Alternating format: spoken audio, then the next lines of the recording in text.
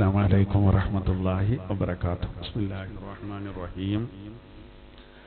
الحمد لله رب العالمين والصلاة والسلام على أشرف المرسلين وعلى آله وصحبه أجمعين. أما بعد. سورة النساء 31.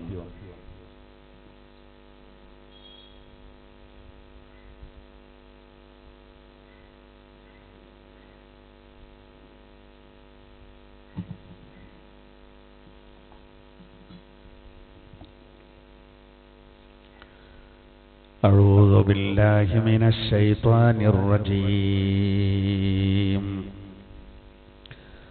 بسم الله الرحمن الرحيم.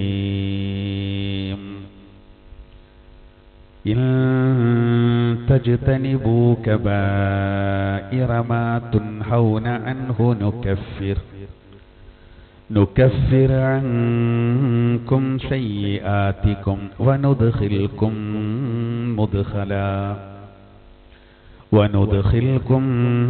مدخلا كريما. ولا تتمنوا ما فضل الله به بعضكم على بعض للرجال نصيب مما اكتسبوا وللنساء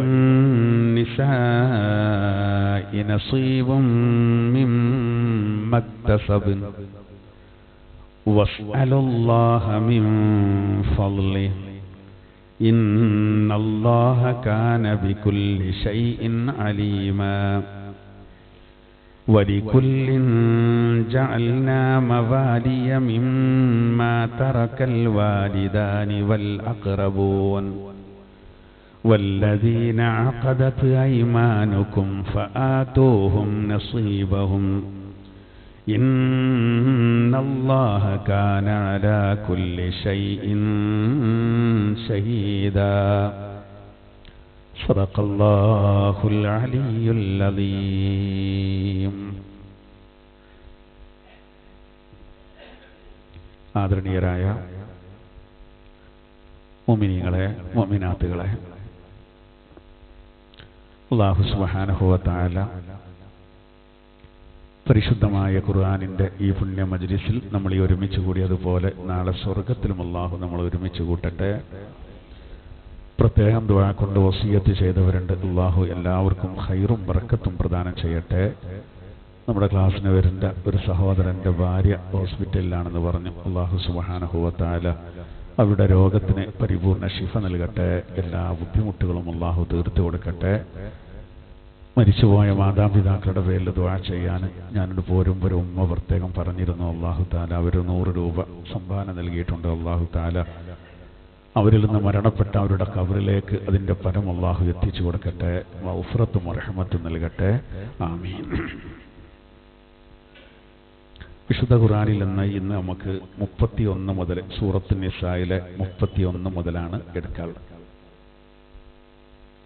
ഇന്ന് വളരെ ഗൗരവമേറിയ എന്നാൽ നമുക്ക് വലിയ ആശ്വാസം നൽകുന്ന എന്നാൽ വലിയ വ്യാഖ്യാനങ്ങളും മറ്റുമുള്ള ആയത്താണ് 31ാമത്തെ ആയത്ത്. നമുക്ക് വിശദീകരിക്കാം. أعوذ بالله من الشيطان الرجيم. بسم الله الرحمن الرحيم. إن تجتنبوا كبائر ما تنهون عنه نكفر عنكم سيئاتكم وندخلكم مدخلا كريما. إن تجتنبوا كبائر ما تنهون عنه. നിരോധിക്കപ്പെട്ട വൻ പാപങ്ങളെ നിങ്ങൾ വർജിക്കുകയാണെങ്കിൽ നുകഫിർ അൻകും സയ്യിആതികും, നിങ്ങളുടെ ചെറിയ പാപങ്ങളൊക്കെ നാം നിങ്ങൾക്ക് പുറത്തു തരുന്നതാണ്. വനുദ്ഖിൽക്കും മുദ്ഖലൻ കരീമാ. പവിത്രമായ സ്ഥാനത്തേക്ക് നിങ്ങളെ പ്രവേശിപ്പിക്കുകയും ചെയ്യുന്നതാണ്. നോക്കൂ, എത്ര ഗൗരവമുള്ളൊരായത്തറിയോ. നിങ്ങൾക്ക് നിരോധിക്കപ്പെട്ട വലിയ തെറ്റുകൾ, വൻ പാപങ്ങൾ, അത് വർജിക്കാൻ നിങ്ങൾ തയ്യാറാണെങ്കിൽ നിങ്ങളെ ചെറിയ ദോഷങ്ങളൊക്കെ ഞാൻ നിങ്ങൾക്ക് പുറത്തു തരുന്നു മാത്രമല്ല, വളരെ പവിത്രമായ ആദരവുള്ള ഒരു സ്ഥലത്തേക്ക് നാം നിങ്ങളെ പ്രവേശിക്കും. വനുദ്ഖിൽക്കും ഗ്യാരണ്ടിയാണ്. ആദ്യം പറഞ്ഞതുണ്ടെങ്കിൽ നാം നിങ്ങളെ പ്രവേശിക്കും. മുദ്ഖൽ എന്ന് പറഞ്ഞാൽ ശരിക്ക് സ്വർഗാണ്.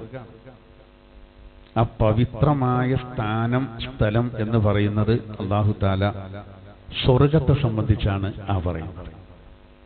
നോക്കൂ നിങ്ങൾ, എത്ര ഗൗരവമുള്ളൊരു പ്രയോഗമാണ്. വൻദോഷങ്ങൾ വെടിയാൻ നമ്മൾ തയ്യാറാണ്. വഴി തന്നെ മനസ്സിലാക്കാം, വൻദോഷങ്ങളിൽ നിന്ന് വിട്ടു നിൽക്കുക എന്ന് പറയുന്നത് സാധ്യമാണ്. എന്നാൽ മാനുഷികമായി ചെറിയ വീഴ്ചകൾ നമ്മളെടുത്ത് വരും. എല്ലാ നിലക്കും ഒരു 100ക്ക് 100 എന്നുള്ളത് നമ്മളെ പോലത്തെ സാധാരണക്കാരെ സംബന്ധിച്ചിടത്തോളം അസാധ്യമായിരിക്കും. അത് അള്ളാഹു അങ്ങനെയാണ്, അതൊരു പരീക്ഷണമാണ്. അപ്പൊ അതിൽ നമുക്ക് എന്ത് ചെയ്യും? അള്ളാഹിന്റെ സഹായം ഉണ്ടാവും. പക്ഷെ പടച്ചോൻ പുറത്തു തരും. ചെറുതൊക്കെ അങ്ങനെ പൊറുക്കപ്പെടാൻ പല വഴികളുണ്ട്. അതിൽ ഏറ്റവും പ്രധാനപ്പെട്ടതാണ് വലിയ ദോഷങ്ങൾ നിങ്ങൾ ചെയ്യാതിരിക്കണം. പല വഴികളെന്ന് പറയുമ്പോൾ ഒരിക്കൽ നബി സല്ലല്ലാഹു അലൈഹി വസല്ലം തങ്ങൾ പറഞ്ഞു, ഇന്ന മിൻ മൂജിബാത്തിൽ മഗ്ഫിറ ഇദ്ഖാലു സുറൂറി അലാ ഖൽബി അഖീകൽ മുസ്ലിം. നിന്റെ മുസ്ലിമായ ഒരു സഹോദരന്റെ ഖൽബിൽ ഏതെങ്കിലും രൂപത്തിൽ എനിക്കൊരു സന്തോഷം ഉണ്ടാക്കാൻ സാധിച്ചാൽ, ഏതെങ്കിലും രൂപത്തിൽ എന്നാൽ നല്ല രൂപത്തിൽ അയാൾക്ക് ആശ്വാസം നൽകിയിട്ട് ഒരു സന്തോഷം എനിക്ക് നൽകാൻ സാധിച്ചാൽ അത് മഗ്ഫിറത്ത് നിർബന്ധമാക്കുന്ന വിഷയമാണ്. അങ്ങനെയുണ്ടല്ലോ. അതായത് നമ്മളെ സഹായം, നമ്മുടെ ഏതെങ്കിലും രൂപത്തിലുള്ള ഒരു സഹായം, നമ്മുടെ സഹോദരന് വേണ്ട ഒരു സഹായം കിട്ടിയിട്ട് അയാളെ കൽബൊന്ന് തണുത്തു, ഒരു കുളിര്, അയാൾക്ക് വല്ലാത്തൊരു സന്തോഷം. അവിടെ കിട്ടാൻ പോകുന്നൊരു കാര്യം എന്താ പറയുക? നമുക്ക് മഗ്ഫിറത്ത് കിട്ടും. വിവാഹ നിബിധങ്ങൾ പറയണം, നിർബന്ധമാണ്. അപ്പൊ നമ്മളിങ്ങനെ ശ്രദ്ധിച്ചു നോക്കി, ആശുപത്രി കേസോ, അങ്ങനെ വിവാഹോ, ഗൃഹപ്രവേശോ, വീട് പണി, ഇങ്ങനെയൊക്കെ പല കാര്യങ്ങളും അതിലൊക്കെ ചിലപ്പോൾ ഹെൽപ്പുകൾ ആവശ്യക്കാരം, ചിലപ്പോൾ കടായിട്ടേക്കാരം, പല നിലക്കുണ്ടാവും. നമ്മളുണ്ടല്ലോ ഇപ്പോൾ ഈ അനുവദനീയമായ രൂപത്തിൽ പള്ളിയും മദ്രസയൊക്കെ എൻ്റെ കീഴിലൊക്കെ നടക്കുന്ന കുറികളും കാര്യങ്ങളൊക്കെ ഉണ്ട്. ചിലപ്പോൾ അടിച്ച ആള് അയക്ക് കിട്ടിയത് എൻ്റെ സുഹൃത്ത് ഇപ്പോൾ വലിയ ബുദ്ധിമുട്ടില്ല എന്നാണെന്ന് ജസ്റ്റ് ഒന്ന് മറിച്ചല്ലോ, നെജ്ജെടുത്തോ, ഇപ്പം അത്ര ബുദ്ധിമുട്ടില്ല. അത്യാവശ്യ ഘട്ടങ്ങളിൽ അത്തരത്തിലുള്ള അങ്ങോട്ടുള്ള സഹായങ്ങളൊക്കെ അത് ഭയങ്കര ഇഷ്ടമായിരിക്കും, താല്പര്യമായിരിക്കും, മറക്കൂല. അതൊക്കെ നമ്മുടെ ദോഷങ്ങൾ പൊറുക്കപ്പെടാൻ കാരണമാണെന്നുള്ളതാണ്. അതിൻ്റെ അടിയിലൊന്ന് പറഞ്ഞു, ഒരു പോയിന്റ് പറഞ്ഞതാണ്. അതാണ് നമ്മളിൽ പല ആളുകൾക്കും അസൂയ. ഓല് കണ്ടോ, ഓലൊക്കെ ഒന്നാണ് എന്നുള്ളത് നമ്മളെ പറ്റി പലരും പറയല്ലോ. അവരെ പരസ്പരം സഹായിക്കുന്നത് പോലെ ആരും സഹായിക്കൂല. അതിനെ അവരും അങ്ങനെ സഹായിക്കാനുള്ള വഴി തേടുക എന്നതല്ലാതെ അസൂയ വെച്ച് ദുരാരോപണം നടത്തലൊക്കെ ഉണ്ടായാലും ഇല്ല. ഞാൻ പറയുന്നത് നമ്മളിതൊക്കെ ഒരുപാട് കൂരി ആഗ്രഹിച്ചാണ് ചെയ്യുന്നത്. ഇപ്പൊ ഇവിടെ വിഷയം എന്താ? നിരോധിക്കപ്പെട്ട വൻ പാപങ്ങൾ അതിന് വിട്ടു നിൽക്കാൻ, അതിനെ വർജിക്കാൻ നിങ്ങൾ തയ്യാറാണെങ്കിൽ ഗ്യാരണ്ടിയാണ് നിങ്ങളെ ചെറിയ ദോഷങ്ങൾ ഞാൻ പുറത്തുതരാം. അതാണിപ്പോ ആ ആയത്തിൽ പറയുന്നത്. ഇൻ തജ്തനിബൂ കബായിറ മാ തുൻഹൗന അൻഹു, നിരോധിക്കപ്പെട്ടവൻ പാപങ്ങൾ നിങ്ങൾ വർജിക്കുകയാണെങ്കിൽ നുകഫിർ അൻകും സയ്യിആതികും, നിങ്ങളെ ചെറിയ ദോഷങ്ങളൊക്കെ നാം നിങ്ങൾക്ക് പുറത്തു തരുന്നതാണ്. വനുദ്ഖിൽകും മുദ്ഖലൻ കരീമാ. മഹത്തായ ഒരു സ്ഥാനത്തേക്ക്, അതായത് സ്വർഗത്തിലേക്ക് നാം നിങ്ങളെ പ്രവേശിപ്പിക്കുകയും ചെയ്യുന്നതാണ്.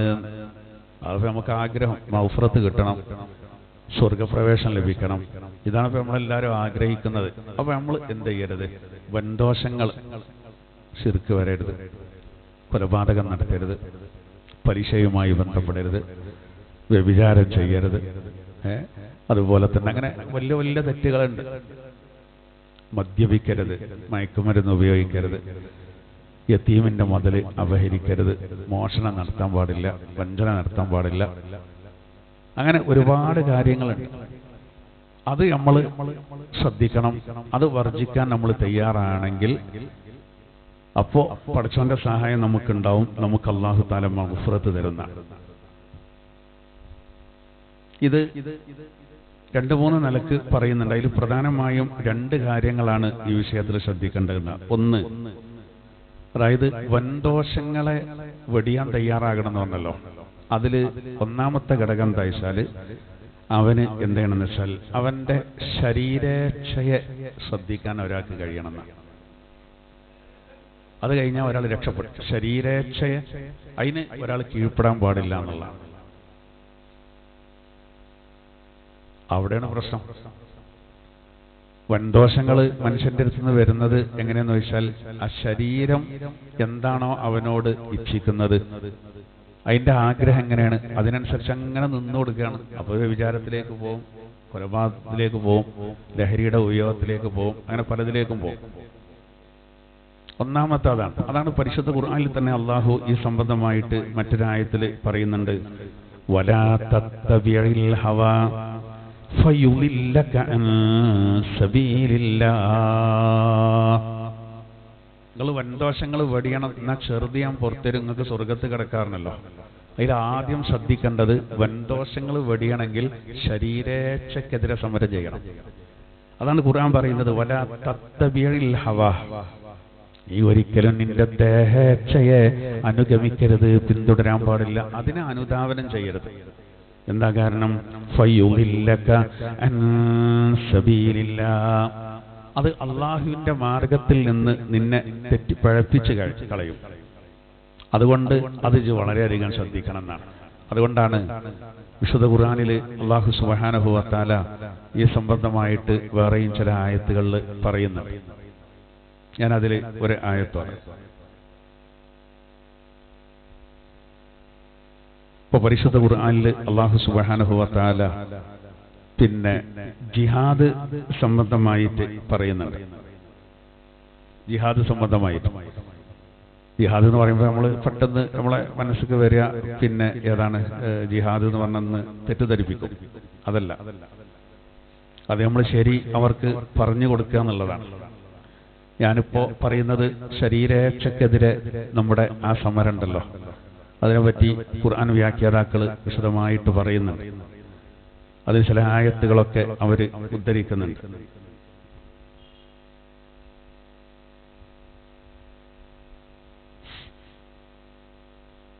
അതിൽ വളരെ പ്രധാനപ്പെട്ട ഒരു ആയത്താണ്. അല്ലാഹു തആല പറയുന്നുണ്ട്, നിങ്ങൾ എന്ത് ചെയ്യണം?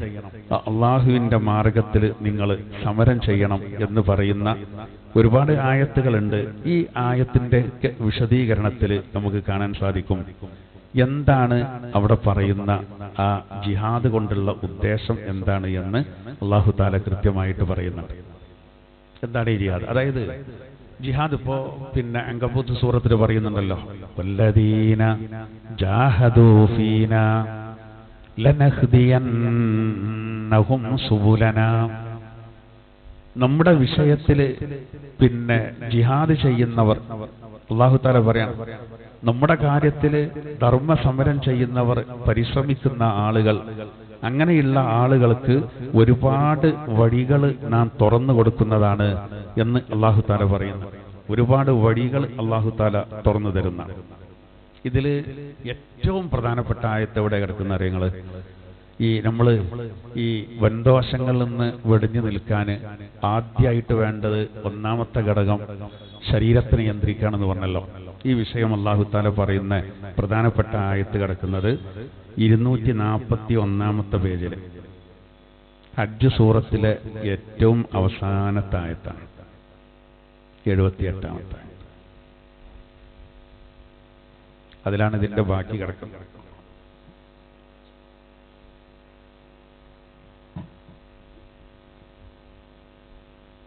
ാമത്തെ പേജ്.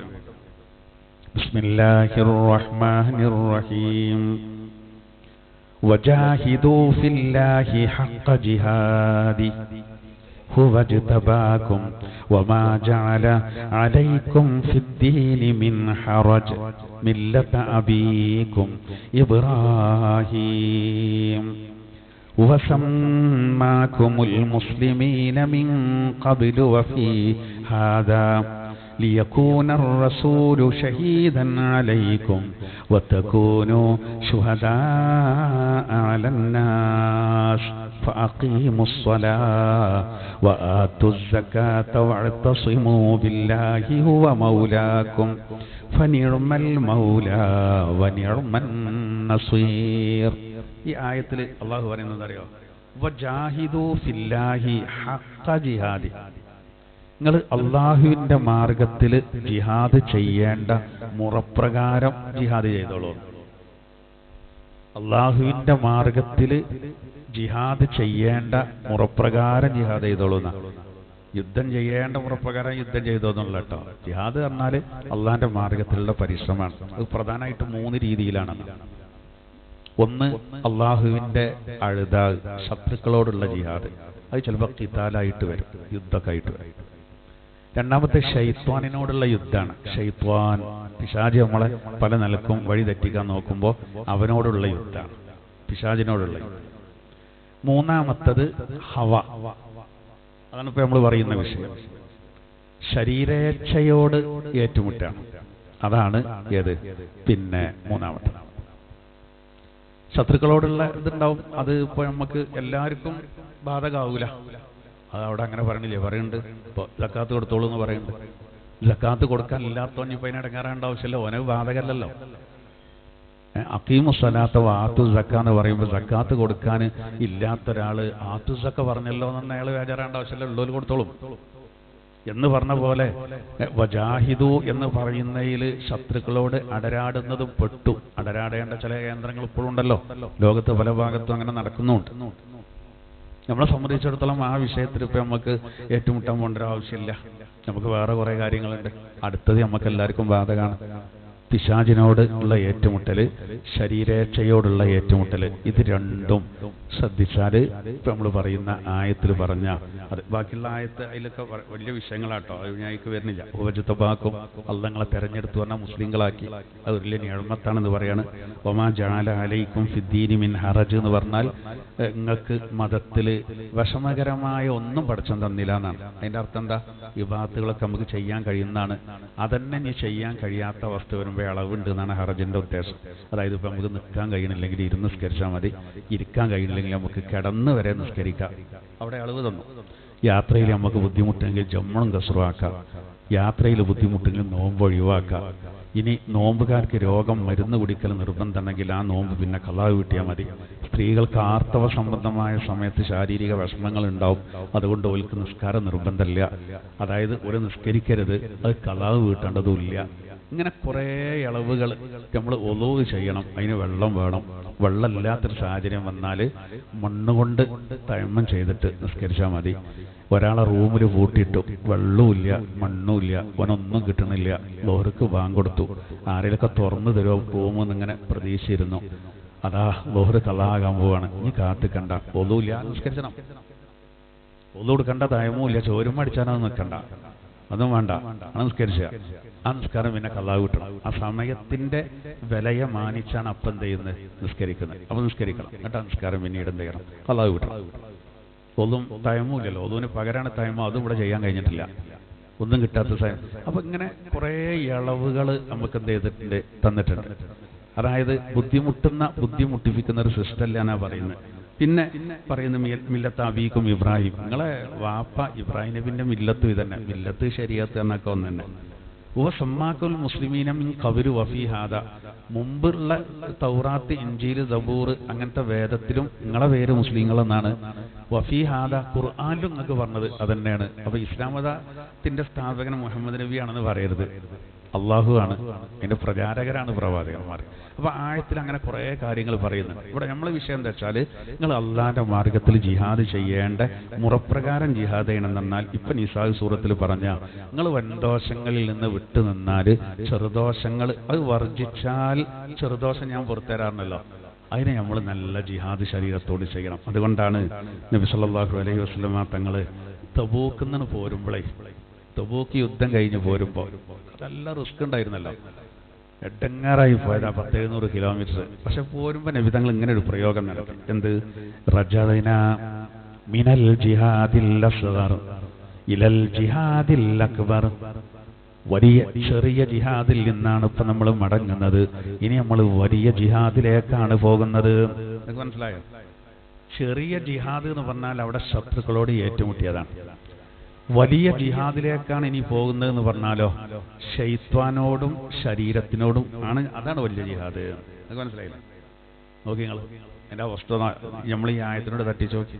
അള്ളാഹുവിന്റെ റസൂലിന്റെ പ്രയോഗം നമ്മളെ കണക്കിലിപ്പോ ശത്രുക്കളോടൊക്കെ ഏറ്റുമുട്ടുക, യുദ്ധം ചെയ്യുക ഇന്നത്തെ പോലെയല്ല. ഇന്നിപ്പോ ഉത്തരവാദപ്പെട്ടവർക്ക് നേതൃത്വം കൊടുക്കേണ്ടവര് ചില്ലിന്റെ കൂട്ടിലിരുന്ന് ഓൽക്ക് വലിയ പ്രശ്നം ഉണ്ടാവില്ല, ഓരോ ശീതീകരിച്ച റൂമിലേക്ക് ഇറങ്ങും. പ്രശ്നത്തിൽ ഇറങ്ങുന്ന പട്ടാളക്കാർക്കും മറ്റും മുന്നിൽ കണ്ടോൽക്കേക്കാറും കുറെ നിരപരാധികൾക്കും സിവിലിയന്മാരൊക്കെ അങ്ങനെയാണ് പോയത്. എന്നാൽ ആദ്യകാലത്ത് അങ്ങനെയല്ല. അപ്പൊ നോക്കൂ നിങ്ങള്, അപ്പൊ ശത്രുക്കളോട് നേർക്ക് നേരെ ഏറ്റുമുട്ടുമ്പോ രണ്ടു ഭാഗത്തും നഷ്ടം ഉണ്ടാവും. അതിന്റെ സ്വഭാവമാണ്. അതിനെ നബിതങ്ങൾ പറഞ്ഞത് ഏതാണ്? ജിഹാദുൻ അസ്ഗറാണ്, ചെറിയ ജിഹാദാണ്. അത് കഴിഞ്ഞ മക്കളെ, ഇനിയാണ് വലിയ ജിഹാദ്. അതായത് ഇനിയാണ് പ്രശ്നം. ഇതൊക്കെ നമുക്ക് കൈകാര്യം ചെയ്യാം. ശരീരത്തെ നിയന്ത്രിക്കാൻ നോക്കൂ, ശരീരത്തെ നിയന്ത്രിക്കാൻ, അതുപോലെ തന്നെ ശൈത്താനെ പ്രതിരോധിക്കാൻ, അതിനാണ് പ്രയാസം. ശരീരത്തെ നിയന്ത്രിക്കാനും ശൈത്വാനിനെ പ്രതിരോധിക്കാനും അതാണ് പ്രയാസം എന്നാണ്. അതാണ് വലിയ ജിഹാദ്.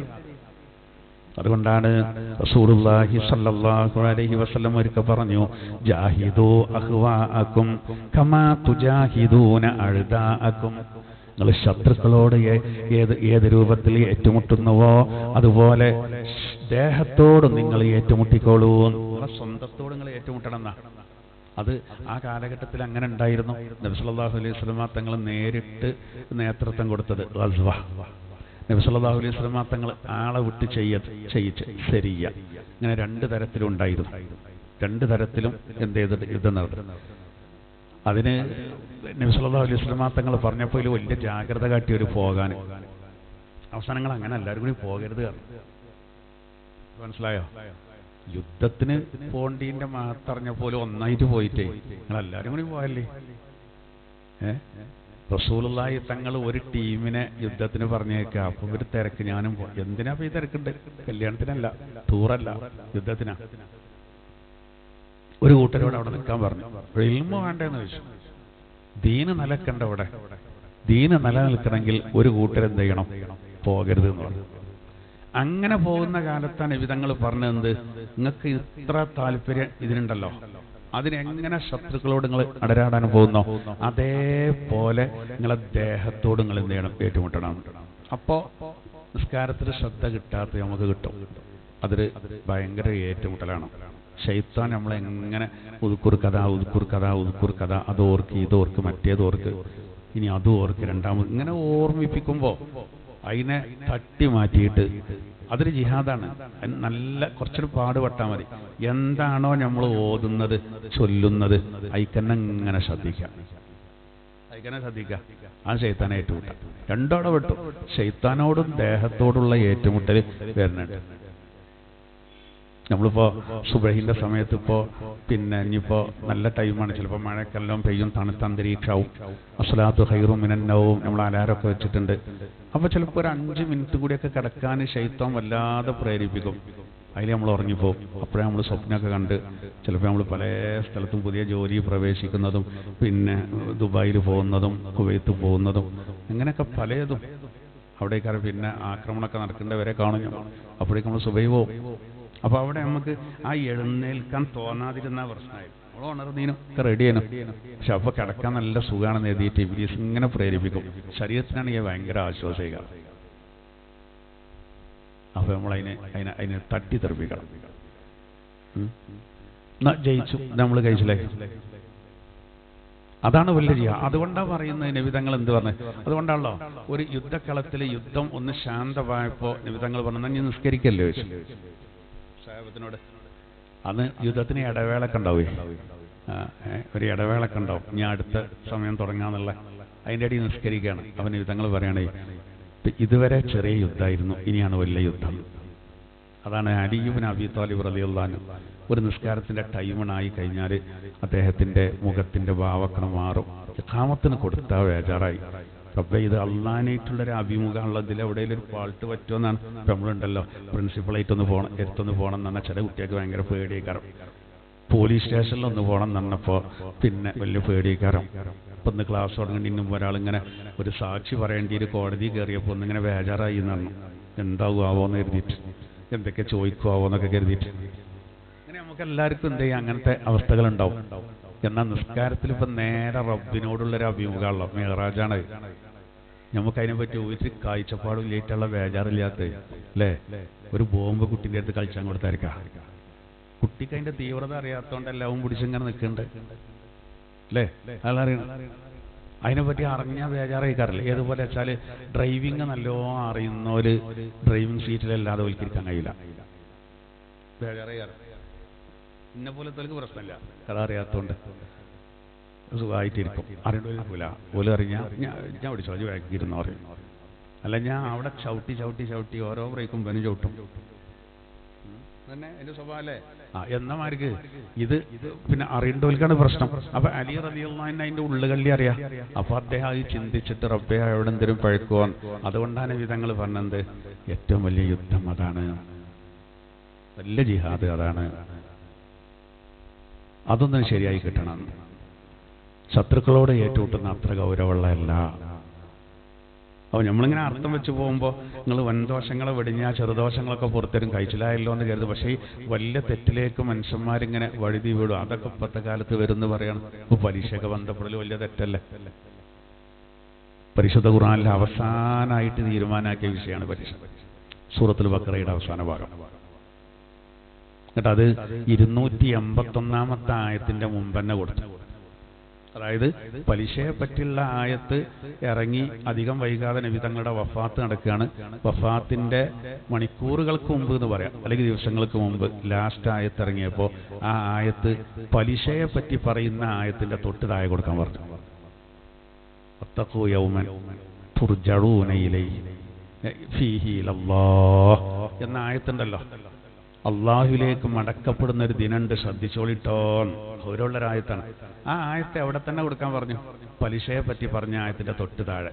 അപ്പോൾ ഒരു മുഅ്മിനായ മനുഷ്യൻ ഖുർആൻ ഇങ്ങനെ ഓതുമ്പോൾ ആ പലിശയെ പറ്റി ഇങ്ങനെ പറയും,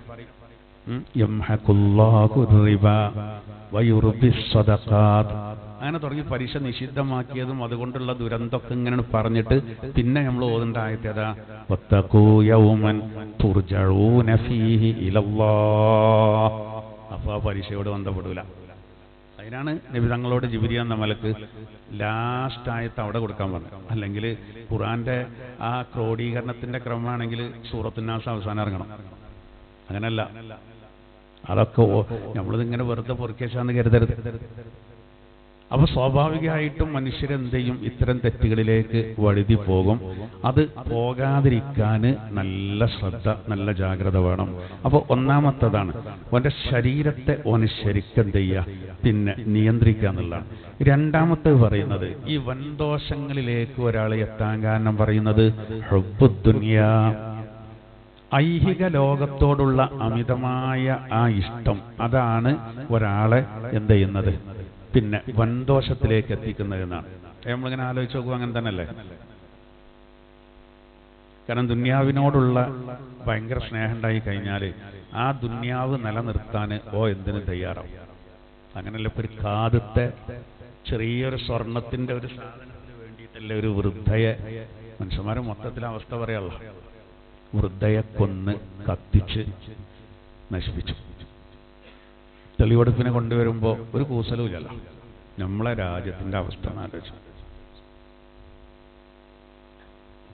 ഈ ആയത്തിന്റെ തഫ്സീറിൽ ഈ വൻദോഷങ്ങളിലേക്ക് എത്തുന്നത് അതിനെ നിയന്ത്രിക്കേണ്ട കാര്യം പറഞ്ഞ ഹുബ്ബുദ്ദുനിയ അതിനൊരു കാരണം എന്ന് പറഞ്ഞാൽ ഒന്നാമത് പറയുന്നത് എന്താ അറിയോ? ഖത്ല് എന്നാണ്, കൊലപാതകം.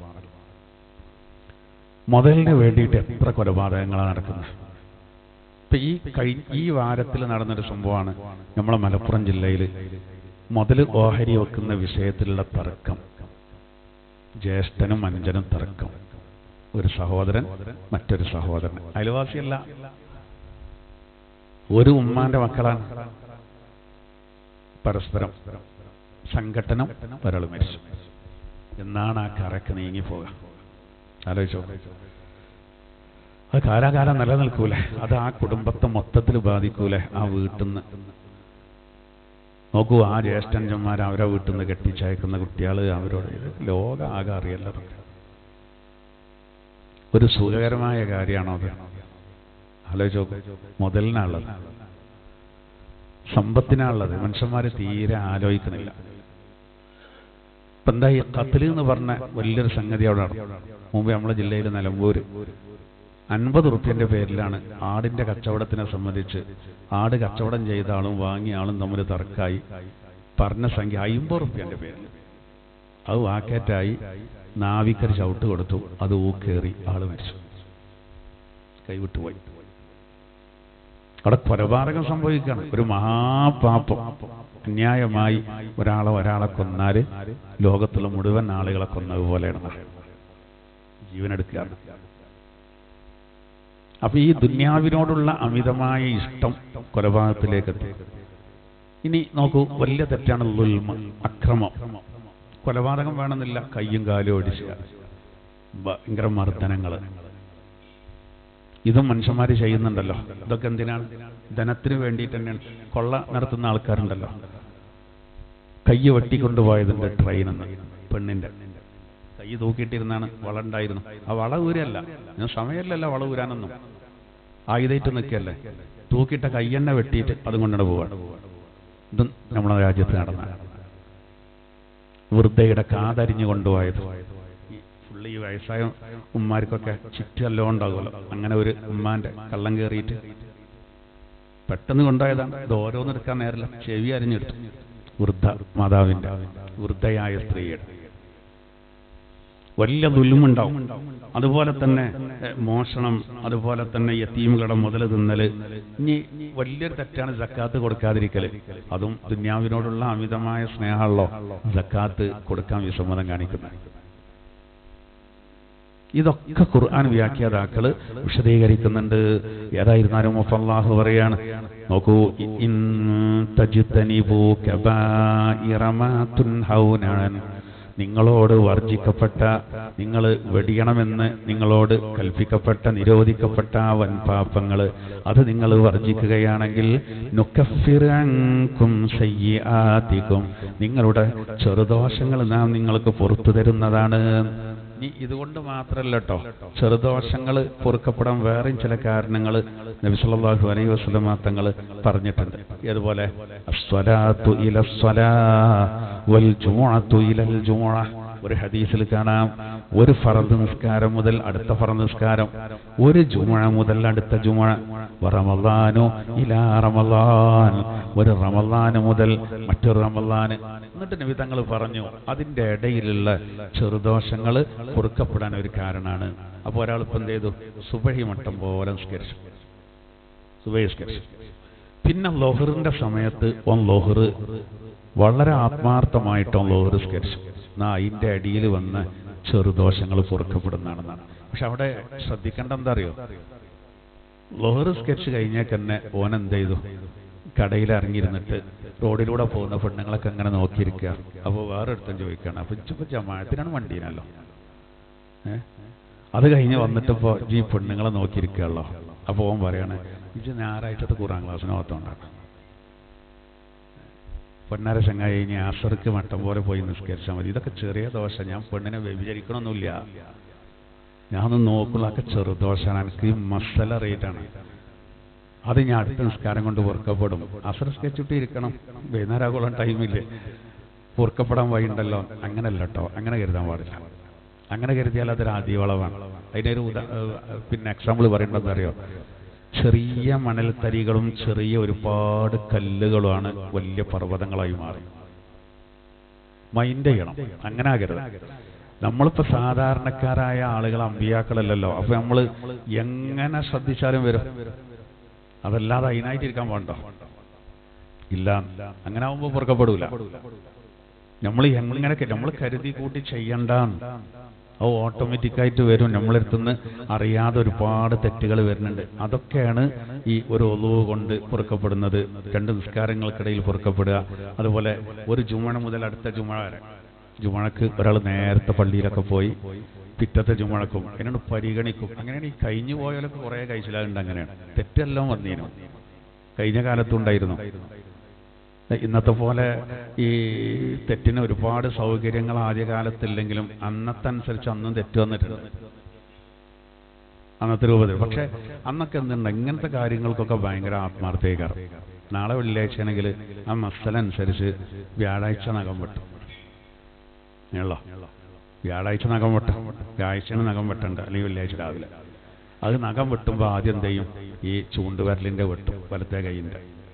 പിന്നെ അവിടുന്ന് അങ്ങോട്ട് 3 എണ്ണം വെട്ടും, പിന്നെ പെരുവിരലിട്ട്, പിന്നെ ഇവിടുന്ന് ഇങ്ങനെ വെട്ടും ചെറിയലിൻ്റെ അവിടെ, പിന്നെ വലത്തെ കാലിൻ്റെ ചെറിയ വിരലിൻ്റെ അവിടെ നിന്ന് ഇടത്തെ കാലിൻ്റെ ചെറിയ, അത് പിന്നെ പയക്കാല്ല, നേരെ പോയാൽ മതി. അതൊക്കെ ക്രമം പാലിക്കും. ഹദീസിൽ പറഞ്ഞതുപോലെ ആ ക്രമം പാലിച്ചു. നമ്മൾ വലത്തെ കയ്യിൽ കട്ടർ പിടിച്ചിട്ട് നോക്കി കഴിയുമ്പോൾ കൂടുതൽ നമ്മൾ സുന്നത്തൊന്നല്ല നോക്കുക, ഇവിടെ ഉള്ളത് അതെന്നെ കടിച്ചു പറിച്ചാൻ കഴിയുന്നുണ്ടെങ്കിൽ അങ്ങനെ നോക്കും. അത് ജുമഴക്കൊന്ന് കണ്ടേക്കാം, അങ്ങനെ കുറച്ചുണ്ടാവും. കല്ല നിങ്ങളുടെ കാർപ്പറ്റിൻ്റെ അടിക്ക് വെക്കും ചോദിച്ചു. പണ്ട് പായേന് വല്ലാണ്ടേന് പുൽപ്പായൻ്റെ അടിയിൽ അങ്ങനെ ഉണ്ടല്ലോ. അപ്പോൾ നമ്മൾ പൂർവികരായ ആളുകൾ അതിനൊക്കെ സമയം കണ്ട് ആ തലേന്നൻ്റെ ആ മറ്റേ കരിപ്പെട്ടി കൊണ്ട് ഒരു ഇസ്തിരിയൊക്കെ ഇട്ടിട്ട് ഇപ്പം എവിടെ വെച്ചാൽ ഇപ്പം നാളേക്കുള്ള ഒരുക്കാണ് അറിയാം. പുതിയാപ്പിള ഇറങ്ങാണായിരുന്നു, ജുമാക്കോനാണ് വെള്ളിയാഴ്ചക്കാണ്. ഇന്നുണ്ടങ്ങനെ ഇപ്പാൻ്റെ തുണി കുപ്പായ അലക്കിയോന്നൊക്കെ ചോദിക്കും മരുക്കളോട്, നാളെ വെള്ളിയാഴ്ച കേട്ടോ എന്നറിയും. ആ വെള്ളിയാഴ്ച ആ വെള്ളന്നെ അതിനൊക്കെ ഒരു ഒരുക്കങ്ങൾ. ഓ ചിലർക്കൊരു അത്രവും ഉണ്ടാവും, സഹിക്കാൻ കഴിയൂല. പിന്നെ ഭയങ്കര വാസനകാരം. ഈ ലൈറ്റ് ആക്കാൻ പരമാവധി നോക്കണം, അല്ലെങ്കിൽ എല്ലാവർക്കും ഇഷ്ടപ്പെടില്ല. ചില ആൾക്കാർ അവിടുന്ന് എഴുന്നേറ്റ് പോകും. വസ്വാസിൻ്റെ മാർക്കാണ് അത്. അള്ളാ ഞാൻ അവിടെ ഇരിക്കാൻ പറ്റില്ല, മുഫര് വരുന്നുണ്ടല്ലോ റബ്ബേ, എൻ്റെ അടുത്ത് കള്ളോ അതിന് ഇടങ്ങാറ്. അപ്പോൾ ആരെയും ഇടങ്ങാറാക്കണ്ട, ഓവറാക്കരുതേ, ഓവറാക്കരുത്. എന്നാൽ അത്ര വേണാനും സുന്നത. അപ്പോൾ അതൊക്കെ അങ്ങോട്ട് അതിനൊരു നേരത്തെ അതിനായിട്ടൊരു പോക്ക്, എന്തൊരു റാഹത്തേനൊന്ന്. അപ്പോൾ 2 വെള്ളിയാഴ്ചൻ്റെ ഉള്ള ചെറുദോഷങ്ങൾ പൊറുക്കപ്പെടും. അതിനോട് പരിഗണിക്കണം. ഒരു അൽക്കഫും സ്വലാത്തൊക്കെ ആവർത്തിക്കണം. അത്രയും നേരത്തെ എത്തുകയാണ്. അതാണ് രാവിലെ പോന്നിട്ട് പിന്നെ ചിലപ്പോൾ ഓത്തൊക്കെ കഴിഞ്ഞിട്ട് ഒരു ചായ കുടിച്ച് വരും. അതാണ് ഈ പള്ളിൻ്റെ അടുത്തൊക്കെ പണ്ട് കാലത്തെ ചായക്കാരുണ്ടാകുക തന്നെ. അതിന് കാരണം അതാണ്. അപ്പോൾ ഇനി റമളാന് മുതൽ റമളാന് വരെ അങ്ങനെയൊക്കെ ഉണ്ട്. അതൊക്കെ ഇഖ്ലാസുള്ള ആളുകൾക്കാണ് അല്ലാഹു തആല ഇങ്ങനെ ഒരുപാട് അവസരങ്ങൾ നൽകുന്നത്, ദോഷങ്ങൾ പൊറുക്കപ്പെടാൻ ഒരുപാട് അവസരങ്ങൾ അല്ലാഹു തആല നൽകുന്നത്. ഇനി ഇതിൻ്റെ വ്യാഖ്യാനത്തിൽ വരുന്ന വേറൊരു സംഗതി പറയാം. അതായത് നമ്മളിപ്പോൾ ചെയ്ത തെറ്റുകൾ കാരണം ചിലപ്പോൾ നമ്മൾ വലിയ ഇടങ്ങേറിൽ നാളെ പെടാൻ പോകുമ്പോൾ തൽക്കാലം നമ്മൾ ചെയ്ത ചില അമലുകൊണ്ട് കഴിച്ചിലാവുന്നതാണ്. ഒരു ഹദീസ് ഉദ്ധരിക്കുന്നുണ്ട്. ഏതാര്യങ്ങൾ അബ്ദുറഹ്മാൻ ഇബ്നു സമറത്ത് റളിയല്ലാഹു അൻഹു പറയാണ്, ഒരിക്കൽ ഞങ്ങൾ മദീന പള്ളിയിൽ ഇരിക്കുമ്പോൾ നബി സല്ലല്ലാഹു അലൈഹി വസല്ലം ഞങ്ങളിലേക്ക് കടന്നു വന്നു. അന്ന് കാര്യമായിട്ടെന്തോ പറയാൻ വേണ്ടി നിബിധങ്ങൾ വരികയെന്ന് മനസ്സിലായി.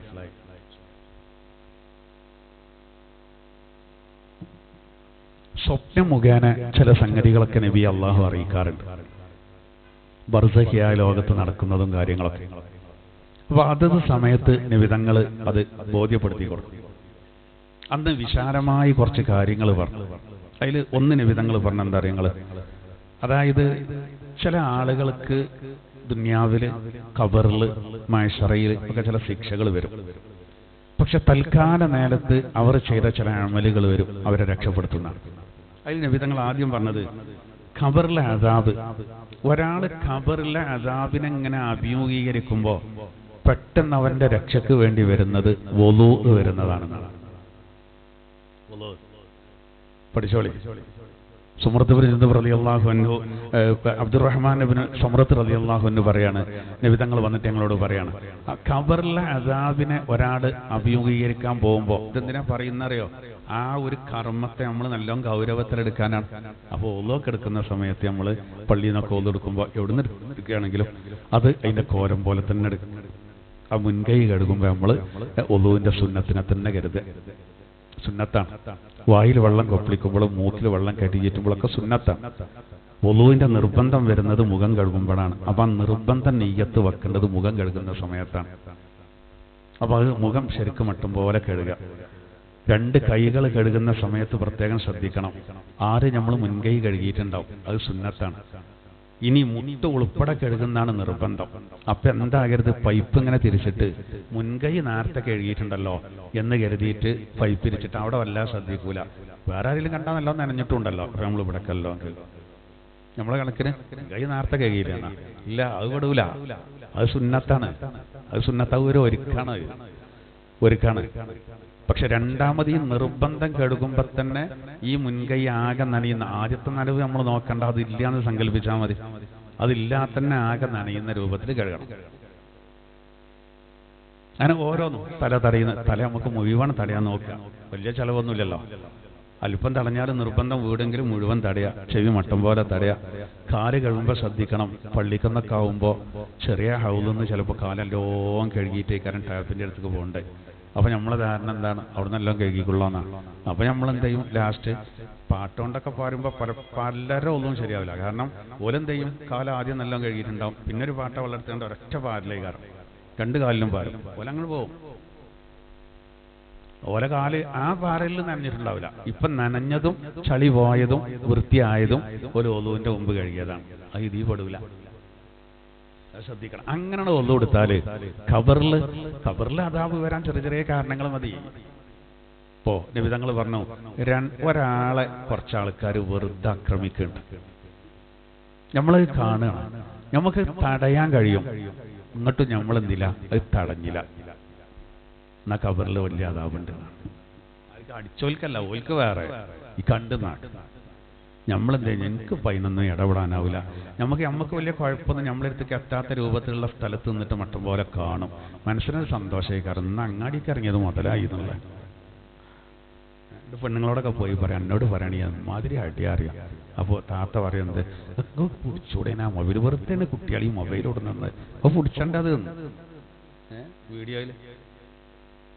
അപ്പോൾ ഇയാളെ ഞാൻ കരുതായി അല്ല, എങ്ങനെയായിട്ട് കിട്ടണില്ല. അങ്ങനല്ല, അത് പിടിച്ചേക്കണം. നാളെ അതോ ബസ് സ്റ്റാൻഡിൽ ബസ്സാര് തമ്മിൽ അടി ഉണ്ടായപ്പോൾ ഒരു ഉസ്താദ് പോയി പിടിച്ചിട്ടുണ്ട്. അമ്മാതിരി പിടുത്തം പിടിച്ചരുത് തന്നെ. ഒരന്തുമില്ലാതെ പോയി പിടിച്ചാൻ പാടില്ല. കത്തി സാധനങ്ങളൊക്കെ ഉണ്ടാവും. പെട്ടെന്ന് പോയിട്ടേ അതിന് അതിൻ്റെതായ രീതിയിലാണ്.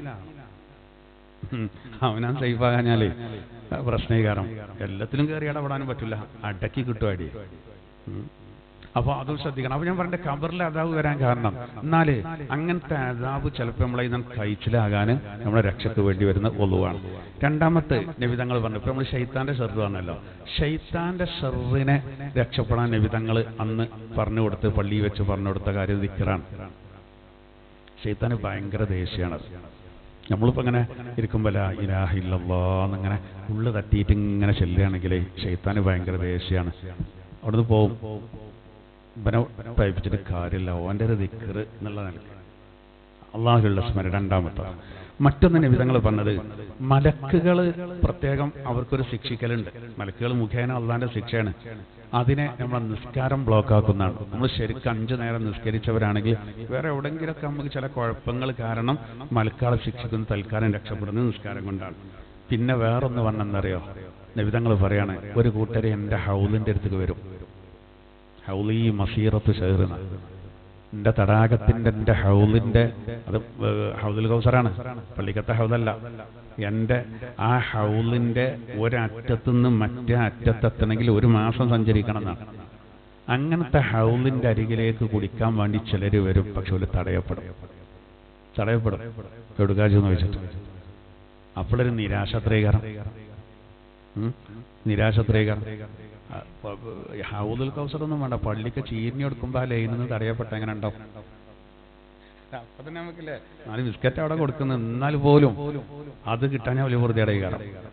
എന്താ അപ്പം അങ്ങനെയെന്ന് ചോദിക്കും. എന്നവിടെ ഹൗലിങ്ങ തടയപ്പെടുമ്പോൾ ഓൻ്റെ രക്ഷയ്ക്ക് വേണ്ടി വരുന്നത് ഹബീബായ നബി തങ്ങൾ പറഞ്ഞത് നോമ്പാകുന്നു സൗമ്. അത് കാരണമാണ്. അങ്ങനെ നോമ്പ് സമയത്ത് നല്ല ദാഹം ഉണ്ടായിട്ടും കുടിക്കാതെ ഇറങ്ങാറായതല്ലോ, അതിനൊരു ഫലം അപ്പം കിട്ടുന്നതാണ്. ഈ നോക്കൂ, പിന്നെ നബി തങ്ങൾ പറഞ്ഞത് അംബിയാ മുർസലുകൾ, അത് നമ്മൾ തീരെ ശ്രദ്ധിക്കാത്തൊരു കാര്യമാണ്. അംബിയാ മുർസലുകൾ ഒരു ഹൽക്കയിലായിട്ട് ഇരിക്കുക മൈസറിയിൽ നിന്ന വട്ടത്തില്. എന്നിട്ട് അവിടെ ചെല്ലാൻ ചിലർക്ക് അള്ളാഹു തആല ഇത് കൊടുക്കുകയാണ്, അവസരം കൊടുക്കുകയാണ്. വലിയ ഭാഗ്യല്ലേ. സമ്മേളനത്തിന് വൈകാണ്ട് ഞാൻ സംസ്ഥാന പ്രസിഡന്റിന്റെ അടുത്തെത്തി എന്നൊക്കെ പറഞ്ഞാൽ ഹൗച്ച് കഴിച്ചിലായി അറിയില്ല. അതെങ്ങനെയൊക്കെ ചാടിക്കിടന്ന് എത്താം. ചില കയ്യിൽ വലിയ വൈദഗ്ധ്യം. ഈ നേതാക്കന്മാരൊക്കെ ഈ പത്രക്കാരോടൊക്കെ പറയുമ്പോൾ ചില ആൾക്കാർ ബാക്കിൽ നിന്നില്ല, ഇങ്ങനെ തല പൊന്തിച്ചു ഒറ്റയിലും കാണാൻ വേണ്ടിയിട്ട്. പ്രധാന റിസ്ക് എടുക്കണം എന്നറിയാം. അത് ചില രാഷ്ട്രീയ സംഘടനയിലൊക്കെ വല്ലാതെ കൂടുതലാണ്. സ്റ്റേജൊക്കെ പൊളിഞ്ഞാടും ആ രൂപത്തിൽ ഉണ്ടോ. എന്നാൽ അവിടെ അതൊന്നും നടക്കൂല. എന്നാൽ ചില ആളുകൾക്ക് അതിന് അവസരം കൊടുക്കും. അതിൽ ചില ആൾക്കാർക്ക് തടയപ്പെടും. പക്ഷേ അങ്ങനെ ആ ബ്ലോക്ക് നീക്കിയിട്ട് അവർക്ക് അള്ളാഹ് കാണാൻ അനുമതി കൊടുക്കും. അതിന് കാരണമായ പ്രവർത്തനം എന്താ അറിയോ? ഉസ്ലുൽ ജനാബാന, അതായത് നിർബന്ധ കുളിയുടെ കാര്യത്തിൽ ശ്രദ്ധിച്ചാള്. നമുക്ക് കുളി നിർബന്ധമായാലേ ഒക്കെ മനസ്സിലാക്കേണ്ട. ഇപ്പോൾ ഭാര്യ ഭർത്താക്കന്മാർ പരസ്പരം ബന്ധപ്പെട്ട് കഴിഞ്ഞാൽ കുളി നിർബന്ധമായി. കുളിക്കാൻ എല്ലാവരും കുളിക്കുന്നുണ്ടാവും, പക്ഷെ കുളി ശരിയാണ്ട് 2 കാര്യം ശ്രദ്ധിച്ചാൽ മതി. ശരീരത്തിന്റെ എല്ലായിടത്തും വെള്ളമെത്തുക, നെയ്യത്ത് വെക്കുക. വലിയ അശുദ്ധിയെ ഞാൻ ഉയർത്തുന്നു, നെയ്യത്ത് വെക്കുക, എല്ലായിടത്തും വെള്ളമെത്തുക. അത്രേ ഉള്ളൂ. തലയിൽ തന്നെ തുടങ്ങണമെന്നൊന്നുമില്ല. നല്ലത് അവിടെ നിന്നാണ്. അങ്ങനെ ആ കാര്യത്തിൽ ശ്രദ്ധയിൽ പള്ളിയെ കൂടി കയറാൻ പറ്റില്ല, നിസ്കാരം ശരിയാവില്ല. എത്രയോ ആൾക്കാരില്ലേ. അതാണ് ചില ആൾക്കാരെ ഞങ്ങൾ പിടിച്ചു വലിച്ച് പള്ളിയേക്ക് നിസ്കരിക്കാൻ കൊണ്ടുപോകും. അങ്ങനെ ജനാപത്തുണ്ടോന്ന് കൂടി നോക്കൂല. അതും അപകടമാണ്. അയച്ചിപ്പോ പറ്റൂല, എനിക്കെന്താ പറ്റൂല, അങ്ങോട്ട് വാറിനാണ്ട് ഓൻ പറ്റൂല അറിയേണ്ടത്. അതുകൊണ്ടാണ് ഞാൻ കുളിച്ചിട്ടില്ല എന്നാണ്. മറ്റോനെ നിസ്കരിപ്പിച്ച് അടങ്ങുള്ളൂ എന്നല്ല എനിക്ക് വലിച്ചോളൂ. നോക്കണ്ടേ, അതൊക്കെ നോക്കണം, ഹറാമാവും. അപ്പൊ അതാണല്ലോ ഭാര്യ ഭർത്താക്കന്മാർ പരസ്പരം ബന്ധപ്പെട്ടാൽ ഉറങ്ങുന്നതിന്റെ മുമ്പ് തന്നെ കുളിക്കൽ സുന്നത്താണല്ലോ. എന്താ കാരണം? അങ്ങനെയാണ്. ഇനി അഥവാ മരിച്ചാൽ പിന്നെ വിഷയമല്ല കേട്ടോ. മരിച്ചാൽ പിന്നെ വിഷയമല്ലേ. ഞാൻ തെറ്റിദ്ധാരണ വേണ്ട. ഇവണ്ട് ചിലപ്പോൾ ഭാര്യ ഭർത്താക്കന്മാർ പരസ്പരം ബന്ധപ്പെട്ട് ഭർത്താവ് കുളിച്ചിട്ടില്ല, അങ്ങനെ അറ്റാക്ക് ഉണ്ടായി മരിച്ചു നോട്ടിക്കോളി. എന്നാൽ പിറ്റേന്ന് മയ്യത്ത് കുളിപ്പിക്കുകയാണെങ്കിൽ ഈ ഭാര്യ ചില പെണ്ണുങ്ങളോട് പറയും 2 കുളി വേണമെന്ന് പറഞ്ഞുകൊണ്ടിട്ടോ. എന്നിട്ടുണ്ടാ കുളിപ്പിക്കേണ്ടടുത്ത് വന്നിട്ടൊരു മന്ത്രിക്കലുണ്ട്. അപ്പോൾ വിവരമില്ലാത്ത ആൾക്കാരാണ് കൈകാര്യം ചെയ്യാന്നുണ്ടെങ്കിൽ ആ 2 കുളി കുളിപ്പിക്കുക. അതിനനുസരിച്ച് നിസ്കാരമാണ് വേക്ക് കൈകളി എന്നൊക്കെ പറയും. മരിക്കലോടുകൂടെ അതൊക്കെ കഴിഞ്ഞു. 2 കുളിൻ്റെ പ്രശ്നം വരില്ല, ഒറ്റ കുളിയായി. പിന്നെ ജനാപത്തോ ആർത്തവോ ഒന്നും പ്രശ്നമില്ല. മരിക്കലോടെ ആർത്തവമുള്ളൊരു പെണ്ണ് മരിച്ചു, ഒരു കുളിച്ച് ശുദ്ധിയായിട്ടില്ലേ, 2 കുളിയാണോ? ഇല്ലല്ല, അത് വലിയ അബദ്ധമാണ്. ഒറ്റ കുളി മതി. മയ്യത്തിന് നിർബന്ധമായ കുളി തന്നെ മതി. എന്നാലും ജനാപത്തോടുകൂടെ മരിച്ചുന്ന് മരിച്ചാൽ കുഴപ്പമൊന്നുമില്ല. ജനാപത്തോടുകൂടെ ഒരാൾ മരിച്ചു എന്നുള്ളതുകൊണ്ട് കുഴപ്പമൊന്നുമില്ല. എന്നാലും ഒരു അശുദ്ധമായ അവസ്ഥയിലാകണ്ട. അതുകൊണ്ട് ഹബീബായ നബി തങ്ങൾ കുളിച്ചിട്ടാണ് ഉറങ്ങേണ്ടതെന്നാണ്. വേണ്ട, നോമ്പിനെ പോലും യഥാർത്ഥത്തിൽ ബാധിക്കൂല. ഇപ്പൊ എങ്ങനെ ഭാര്യ ഭർത്താക്കന്മാർ പരസ്പരം ബന്ധപ്പെട്ട് നോമ്പിന് രാത്രി ഓല് കുളിച്ചിട്ടില്ല, അങ്ങനെ പിന്നെ ഓലെന്ത് ചെയ്തു, കിടന്നു. നിയത്തൊക്കെ വെച്ചിട്ടുണ്ട്, നിയത്തിനെ ബാധിക്കൂലല്ലോ.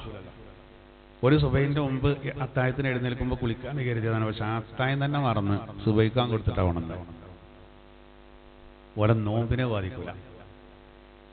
അശുദ്ധമായ അവസ്ഥ എന്നുള്ള നോമ്പിനെ ബാധിക്കില്ല. സുബൈസ്കാരം നഷ്ടപ്പെട്ട പ്രശ്നം ഉണ്ടാവും. 9 മണിക്ക് എഴുന്നേൽക്കുകയാണെങ്കിൽ കുടുത്തം മുട്ട് ഉറങ്ങിയാൽ അപ്പൊ അതുകൊണ്ടാണ് എന്തേണ്ടത്. അപ്പോ ജനാപത്ത് കുളിയിൽ ശ്രദ്ധയുള്ളോല് അത് ശ്രദ്ധിക്കണം എന്നാണ്. എന്താ കാരണം?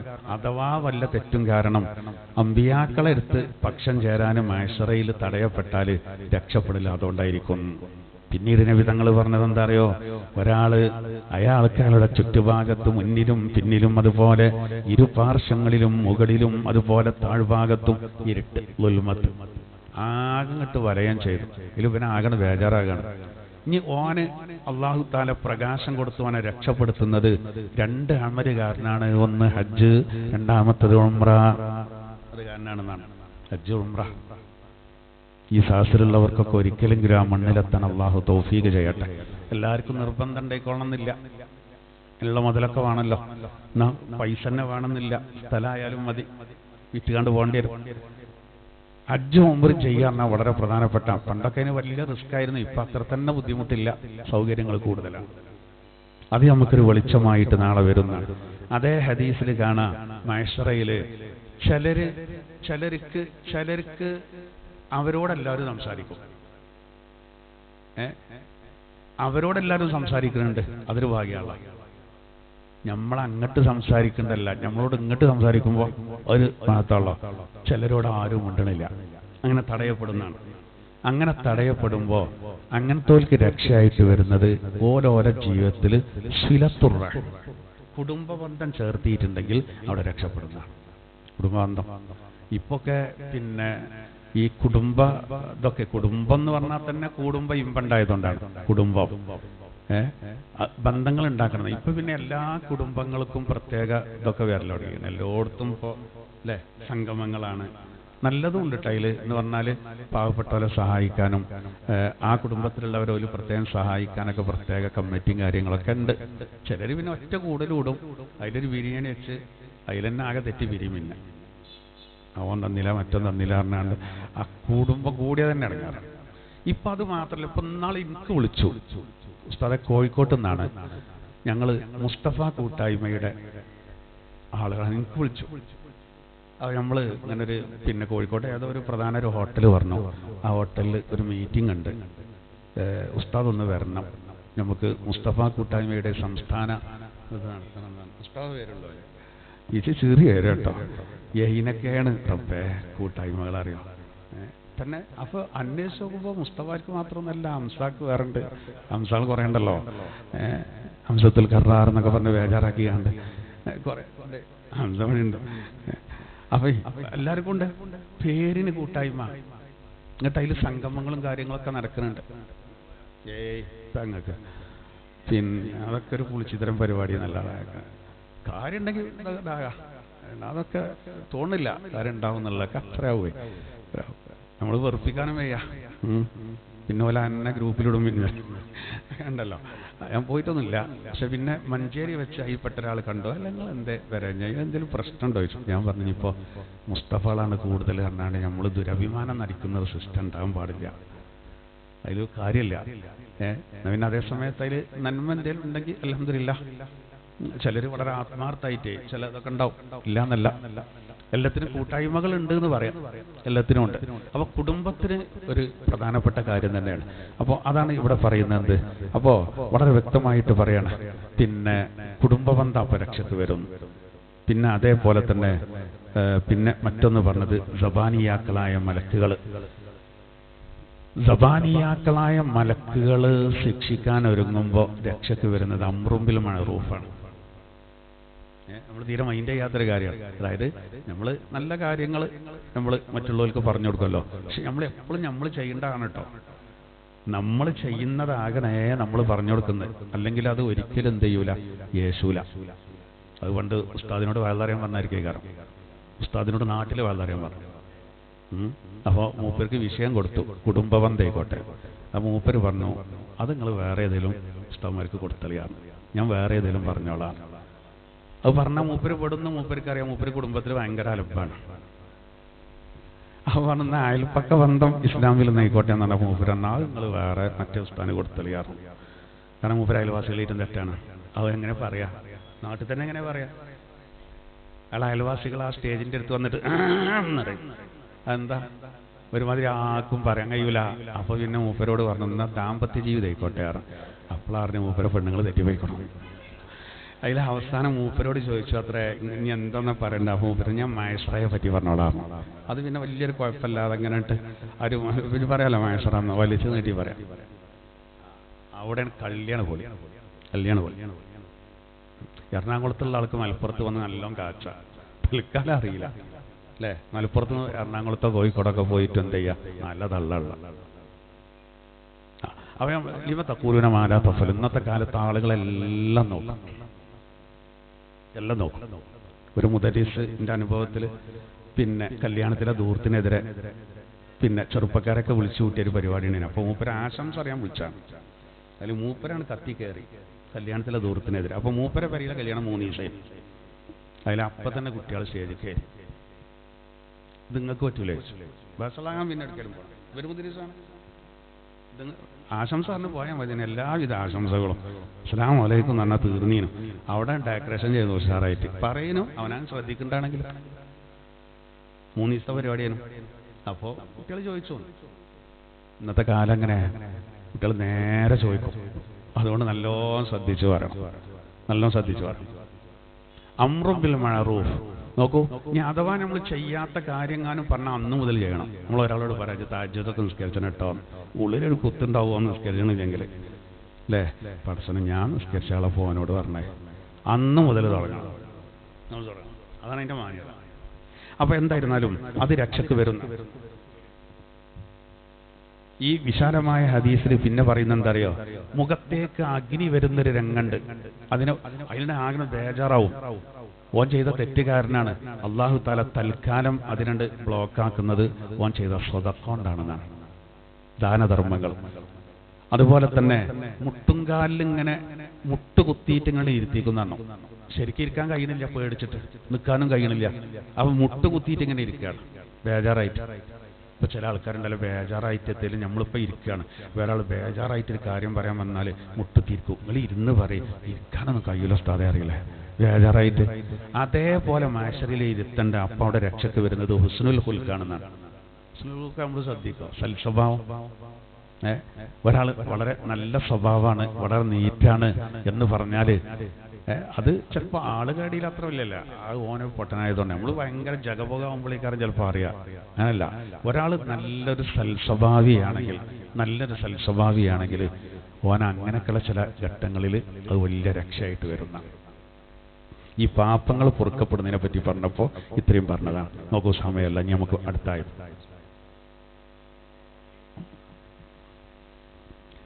ഇനി അടുത്തായത് നോക്കും. വലാ തതമന്നൗ മാ ഫളലല്ലാഹു ബിഹി ബഅലകും അലാ ബഅൽ ലിർരിജാലി നസീബും മിമ്മാ ഇക്തസബൂ വലിന്നിസാഇ നസീബും മിമ്മാ ഇക്തസബൻ വസ്അലുല്ലാഹ മിൻ ഫളലി ഇന്നല്ലാഹ കാന ബികുല്ലി ശൈഇൻ അലീമാ. ഈ ആയത്തിറങ്ങാനുള്ള കാരണം ഒരു സ്വഹാബി വനിതയാണ്. ഒരു സ്വഹാബി വനിത നബി സല്ലല്ലാഹു അലൈഹി വസല്ലമ തങ്ങളുടെ അരികെ വന്നിട്ട് പറഞ്ഞു, നബിയെ, ഈ യുദ്ധത്തിനൊക്കെ ആണുങ്ങൾ പോകുന്നുണ്ട്, അങ്ങനെ അവർ ഷഹീദാകണമുണ്ട്. ഞങ്ങൾ പെണ്ണുങ്ങൾക്ക് അങ്ങനെ പോരാൻ നിങ്ങൾ അനുവദിക്കണില്ല. അതുകൊണ്ട് ഷഹാദത്തിന്റെ കൂലി ഞങ്ങൾക്ക് കിട്ടുന്നില്ലല്ലോ. അതാണ് ഒരു വര. നമ്മളെ പെണ്ണുങ്ങളൊക്കെ എന്താ കരുതുക, പെണ്ണായത് ഭാഗ്യട്ടോ, അതുകൊണ്ട് നമുക്ക് പോകണ്ട, മൂപ്പര് പോയിക്കോട്ടെ, അങ്ങനെ നമ്മൾ കരുതുക. ഒരു നേരെ തിരിച്ച്.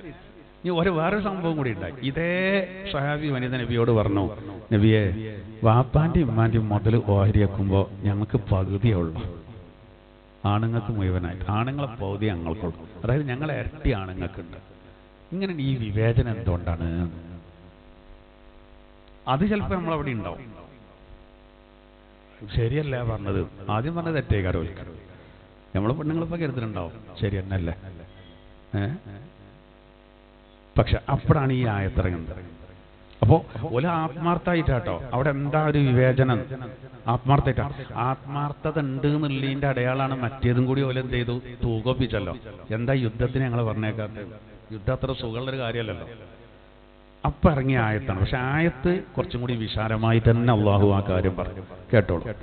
വലാ തതമന്നൗ മാ ഫളലല്ലാഹു ബിഹി ബഅളകും അലാ ബഅൾ. നിങ്ങളിൽ നിന്ന് ചിലരെക്കാൾ അള്ളാഹു നൽകിയ ഔദാര്യം അത് സ്വന്തമാക്കാൻ ഒരിക്കലും നിങ്ങൾ കൊതിക്കരുത്, വ്യാമോഹിക്കരുത്. നിങ്ങൾക്ക് ചിലർക്ക് അള്ളാഹ് കൊടുത്ത ഔദാര്യം അത് ഞമ്മക്കും വേണം, സ്വന്തമാക്കണം. അങ്ങനെ ഒരിക്കലും നിങ്ങൾ എന്ത് ചെയ്യരുത്, വ്യാമോഹിക്കാൻ പാടില്ല. ലിർരിജാലി നസീബും മിമ്മക്തസബൂ. അള്ളാഹു പറയാണ്, ആണുങ്ങൾക്ക് അവർ ചെയ്തതിന്റെ ഓഹരിയുണ്ട്. അവർ എന്താണോ ചെയ്തത്, എങ്ങനെ ജീവിച്ചു, അതിനുള്ള ഒരു വിഹിതം അവർക്ക് അതിന്റെ പ്രതിഫലമുണ്ടാകും. വലിന്നിസാഇ നസീബും മിമ്മക്തസബൻ. പെണ്ണുങ്ങളാവട്ടെ അവർ ചെയ്തതിന്റെ വിഹിതം അവർക്കുമുണ്ടാകും. വസ്അലുല്ലാഹ മിൻ ഫളി. നിങ്ങൾ അല്ലാഹുവിന്റെ ഔദാര്യത്തിൽ നിന്ന് ചോദിച്ചോളൂ. ഇന്നല്ലാഹ കാന ബികുല്ലി ശൈഇൻ അലീമാ. തീർച്ചയായിട്ടും അല്ലാഹു എല്ലാ കാര്യങ്ങളെ പറ്റിയും അറിയുന്നവനാകുന്നു. അപ്പൊ നിങ്ങൾ അങ്ങനെ എന്ത് ചെയ്യണ്ട, ചിലരെക്കാൾ മഹത്തുണ്ടാവും, അത് നിങ്ങൾ എന്ത് ചെയ്യണ്ട, അത് വ്യാമോഹിക്കണ്ട. ഓരോ ആണിനുള്ളത് ഉണ്ടാവും, പെണ്ണിനുള്ളത് ഉണ്ടാവും. ഇത്ര ഇവിടെ പറയുന്നുള്ളൂ. അതിൽ ആ സ്വഹാബി വനിതക്ക് മാത്രമല്ല, എല്ലാവർക്കും അതിൽ മറുപടി ഉണ്ട്. ഈ ആയത്തിന്റെ തഫ്സീറിൽ കാണാൻ സാധിക്കും. ഇപ്പൊ ചിലരെ അള്ളാഹു നല്ല ധനികന്മാരാക്കും, ചിലരെ അള്ളാഹു ദരിദ്രരാക്കും. ചിലർക്ക് സൗകര്യങ്ങൾ അള്ളാഹു കുറച്ചേ കൊടുക്കും, ചിലർക്ക് അള്ളാഹു സൗകര്യങ്ങൾ ഒരുപാട് കൊടുക്കും, ചിലർക്ക് അള്ളാഹു ആരോഗ്യം കൊടുക്കും, ചിലർക്ക് എന്നും രോഗങ്ങളായിരിക്കും, ചിലർക്ക് അള്ളാഹു സൗന്ദര്യം കൊടുക്കും, ചിലർക്ക് അള്ളാഹു സൗന്ദര്യം കൊടുക്കൂല. എന്നാൽ നമ്മൾ എന്ത് ചെയ്യരുത്, അത് മറ്റോൻ്റെതൊക്കെ ഇൻകിന് കിട്ടണം എന്ന് ഒരിക്കലും എന്ത് ചെയ്യരുത്, ആഗ്രഹിക്കരുത്. എന്തിനാണ് അള്ളാഹു അങ്ങനെ കൊടുത്തു അറിയോ? ആ വിഷയത്തിൽ മാത്രമല്ല, ഇതിന്റെ വ്യാഖ്യാനത്തിൽ മഹാന്മാർ ഒരു ആയത്ത് ഉദ്ധരിക്കുന്നുണ്ട്. ഞാൻ ആയത്തൊന്നോടാം. ആയത്തോടെ കിടക്കുന്ന നിങ്ങൾ 491 പേജ് എടുത്ത് നോക്കി. സുഹ്റുഫ് സൂറത്തിലെ 31 ആയത്ത്, 31, 32.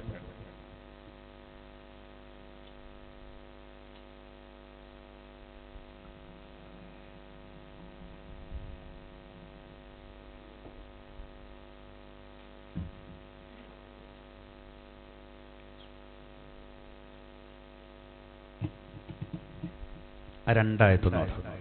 ബിസ്മില്ലാഹിർ റഹ്മാനിർ റഹീം. وقالوا لولا نزل هذا القرآن على رجل من القريتين عظيم أهم يقسمون رحمة ربك نحن قسمنا بينهم معيشتهم في الحياة الدنيا ورفعنا بعضهم فوق بعض درجات ليتخذ بعضهم بعضا سخريا وَرَحْمَةُ رَبِّكَ خَيْرٌ مِّمَّا يَجْمَعُونَ. നാല് ആയത്തൊന്ന് നോക്കൂ. ഇത് എന്താ ഇറങ്ങാൻ കാരണം എന്നറിയങ്ങള്? പിന്നെ ഇവര് പറഞ്ഞു, വലീദുൽ മുഗീറ മക്കക്കാരന്, പിന്നെ ത്വായിഫിലുള്ള വലിയൊരു പ്രഗൽഭൻ എന്ന് പറഞ്ഞാൽ അവർക്ക് വലിയ പ്രാഗൽഭ്യമുള്ള ആള്, പൈസക്കാരനുമാണ്, വലിയ പ്രമാണിയാണ്. അങ്ങനെ രണ്ടാൾക്കാരുണ്ടായിരുന്നു. അപ്പൊ ഇവര് പറയുന്നത് പ്രവാചകനാകേണ്ടിയിരുന്നത് ഒരു രണ്ടാളും ആരെങ്കിലും ഒരാളാ, മുഹമ്മദ് നബി അല്ല. അത് കാശില്ലാത്ത ഒരാള്, അയാൾ എങ്ങനെ നബിയാകരുതാ? അപ്പോഴാണ് ഈ വിഷയം അല്ല പറയേണ്ടത്. അല്ല ചിലർക്ക് ചിലയേക്കാൾ കൊടുക്കുന്നതും റഹ്മത്ത് വീതിക്കുന്നതും ഒക്കെ. അപ്പൊ ഇറങ്ങിയ ആയത്താണ്. അതും ഇതും വലിയ ബന്ധമുണ്ട്. വഖാലു, സത്യനിഷേധികളായ ആളുകൾ പറഞ്ഞു, ലൗലാ നുസ്സില ഹാദൽ ഖുർആനു, എന്തുകൊണ്ട് ഈ വിശുദ്ധ ഖുർആൻ അവതരിപ്പിക്കപ്പെട്ടില്ല, അലാ റജുലിൻ മിനൽ ഖറിയത്തൈനി അളീം, ആ രണ്ട് നാടുകളിലെ ആ പ്രഗൽഭ വ്യക്തിത്വത്തിന്, അതായത് ഒന്ന് മക്കക്കാരനായ വലീദുൽ മുഗീറ, ഒന്ന് ത്വായിഫുകാരന് മറ്റൊരാള്, ഓൽക്കാണ് ഇറങ്ങേണ്ടിയിരുന്നത്. അപ്പൊ അതിന് അള്ളാഹ് മറുപടി കൊടുത്ത് എങ്ങനെ അറിയോ? അഹും യഖ്സിമൂന റഹ്മത റബ്ബിക, നബിയെ അങ്ങയുടെ റബ്ബിന്റെ റഹ്മത്തിനെ ഈ പറഞ്ഞവരാണോ ഓഹരി വെക്കുന്നത്? അതൊക്കെ ഞാൻ കരുതിയവർക്ക് കൊടുക്കും. നഹ്നു ഖസംനാ ബൈനഹും മഈശതഹും ഫിൽ ഹയാത്തിദ് ദുനിയാ, അവിടെ മഈശത്തിനെ ദുനിയാവിൽ നാം ഓഹരി വെച്ചു. വറഫഅന ബഅദഹും ഫൗക ബഅദ്, അവരെ ചിലരെക്കാൾ നാം ഉയർത്തി, സ്ഥാനം കൊടുത്തു. ദറജാത്ത്, ഉന്നതമായ പദവി. അതെന്തിനാ? ലിയത്തഖിദ ബഅദുഹും ബഅദൻ സുഖ്രിയ, ചിലർക്ക് കീഴ്പ്പെടാൻ വേണ്ടിയിട്ടാണ്. ഇപ്പൊ നേരത്തെ ഇപ്പോൾ ഈ സ്വഹാബി ഇപ്പൊ നമ്മൾ പോതി വെച്ച ആയത്ത് നിസായിൽ ഇറങ്ങാൻ കാരണം എന്താ മുതൽ അങ്ങനെ ആക്കിയത്? ഒരേ മാർക്ക് ഒരേ ചൂടേനോ? ഒരേ മാർക്കായ ആരും കീഴ്പ്പെടാത്ത അവസ്ഥ വരും. അപ്പോൾ ആണിനൊരല്പം മേധാവിത്വം കൊടുക്കുകയാണ്. അത് വിശദമായിട്ട് അടുത്ത ആയത്തിൽ വരുന്നുണ്ട്. അപ്പൊ നമുക്ക് പറയാം. നിസാ സൂറത്തിൽ അടുത്ത ക്ലാസ്സിൽ ആദ്യം ഓതാനുള്ള ആയത്തതാണ് അദ്ദിജാലു ഖവാമൂന, അതിൽ വരുന്നുണ്ട്. അപ്പോൾ അല്ലാഹു തആല മഈശത്തിനെ വ്യത്യസ്തമാക്കിയില്ലേ? അതെന്തുകൊണ്ടാ? അതന്നെയാണ് എല്ലാ കാര്യങ്ങളും അങ്ങനെ തന്നെ. മഈശത്ത് എന്നാൽ ഉപജീവന വഴി. അതുകൊണ്ടാണല്ലോ അപ്പോൾ സുഡാനിൽ അല്ലാഹു തആല വലിയ ദാരിദ്ര്യം കൊടുത്തു, പട്ടിണി. എന്നാൽ പിന്നെ ഒരു പക്ഷേ നമ്മൾ പിന്നെ ഒമാനിൽ അങ്ങനെ ഉണ്ടാവില്ല. ചെറിയ രാജ്യമാണ്, പക്ഷെ സമ്പന്ന രാജ്യമാക്കി. ഖത്തർ ചെറിയ രാജ്യമാണ്, പക്ഷേ സമ്പന്ന രാജ്യമാണ്. അതിൻ്റെ അർത്ഥം എല്ലാവരും പണക്കാരും ഫക്കീർമാരില്ല എന്നൊന്നല്ല കേട്ടോ. ഇപ്പോൾ സൗദി അറേബ്യയിലും അറബിയാൾ ഈ ഭക്ഷണമൊക്കെ വേസ്റ്റാക്കുന്നത് കണ്ടാൽ അവിടെയൊക്കെ എല്ലാവരും അങ്ങനെ കരുതണ്ട. രണ്ടറ്റം മുട്ടിക്കാൻ ടാക്സി ഓടിച്ച് കഷ്ടപ്പെടുന്ന ഈ ഉൾപ്രദേശത്ത് പാർക്കുന്ന അറബികൾ വലിയ ബുദ്ധിമുട്ടുള്ളവരേക്കാണ്. ചെറിയ സൗകര്യങ്ങളേക്കാണ്, വളരെ കഷ്ടപ്പെടുള്ളൂ. എല്ലായിടത്തും ഉണ്ടാവും. അപ്പോൾ ചിലരെ അല്ലാഹു തആല വളരെ കഷ്ടപ്പെടുത്തും, ചിലർക്കെല്ലാം കൊടുക്കും. അത് അള്ളാഹു വിഹിതിക്കാണ്. മൊത്തത്തിൽ അങ്ങനെ ആക്കിയിട്ടില്ലെങ്കിൽ ആരും അനുസരിക്കൂല. നമ്മളെപ്പോഴും പറയലുണ്ട്, നമ്മളിങ്ങനെ ചിന്തിച്ചാൽ നമുക്ക് തോന്നുന്നത് അള്ളാഹ്ക്ക് എല്ലാവരെയാണ് പൈസക്കാരാക്കി കൂടെയോ? എല്ലാവരും പൈസക്കാരായാൽ ആരും അനുസരിക്കാത്തൊരവസ്ഥ വരൂല അല്ലേ? ആരും ഇപ്പോഴത്തെ കാലത്ത് പ്രത്യേകിച്ച് നമ്മളൊരു സഹോദരൻ ഒരു കട അടച്ചിട്ടിരിക്കുകയാണ്. മൂപ്പര് ഭയങ്കര ചൂടാണ്. ഈ തൊഴിലാളികളോട് വളരെ ഓവറായിട്ട് മോശം പെരുമാറ്റം നടത്തും. അപ്പോൾ കടയിൽ ആരും നിൽക്കണില്ല, കൂട്ടിയിട്ടാണ് ഇപ്പോൾ. അങ്ങനെ കണ്ടോ? അപ്പോൾ ആരും അനുസരിക്കാത്തൊരവസ്ഥ വരാതിരിക്കാനാണ് ചിലർക്ക് നല്ല കൊടുക്കും, ചിലർക്ക് കൊടുക്കൂല. അല്ലെങ്കിൽ ക്രമം ആകെ തെറ്റിപ്പോവും. ലോകത്തിന്റെ ക്രമം തെറ്റും, നല്ല ജീവിത അവതാളത്തിലാവും.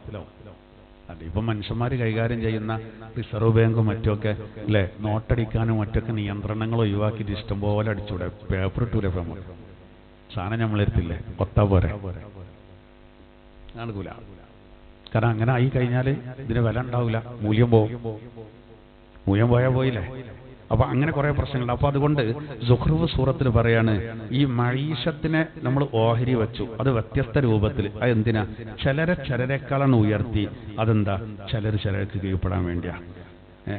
പിന്നെ അവിടെയൊക്കെ മനസ്സിലാക്കേണ്ടത് വറഹ്മത്തു റബ്ബിക ഖൈറും മിമ്മാ യജ്മഊൻ. അപ്പൊ പിന്നെ ആശങ്ക ഉണ്ടാവില്ല.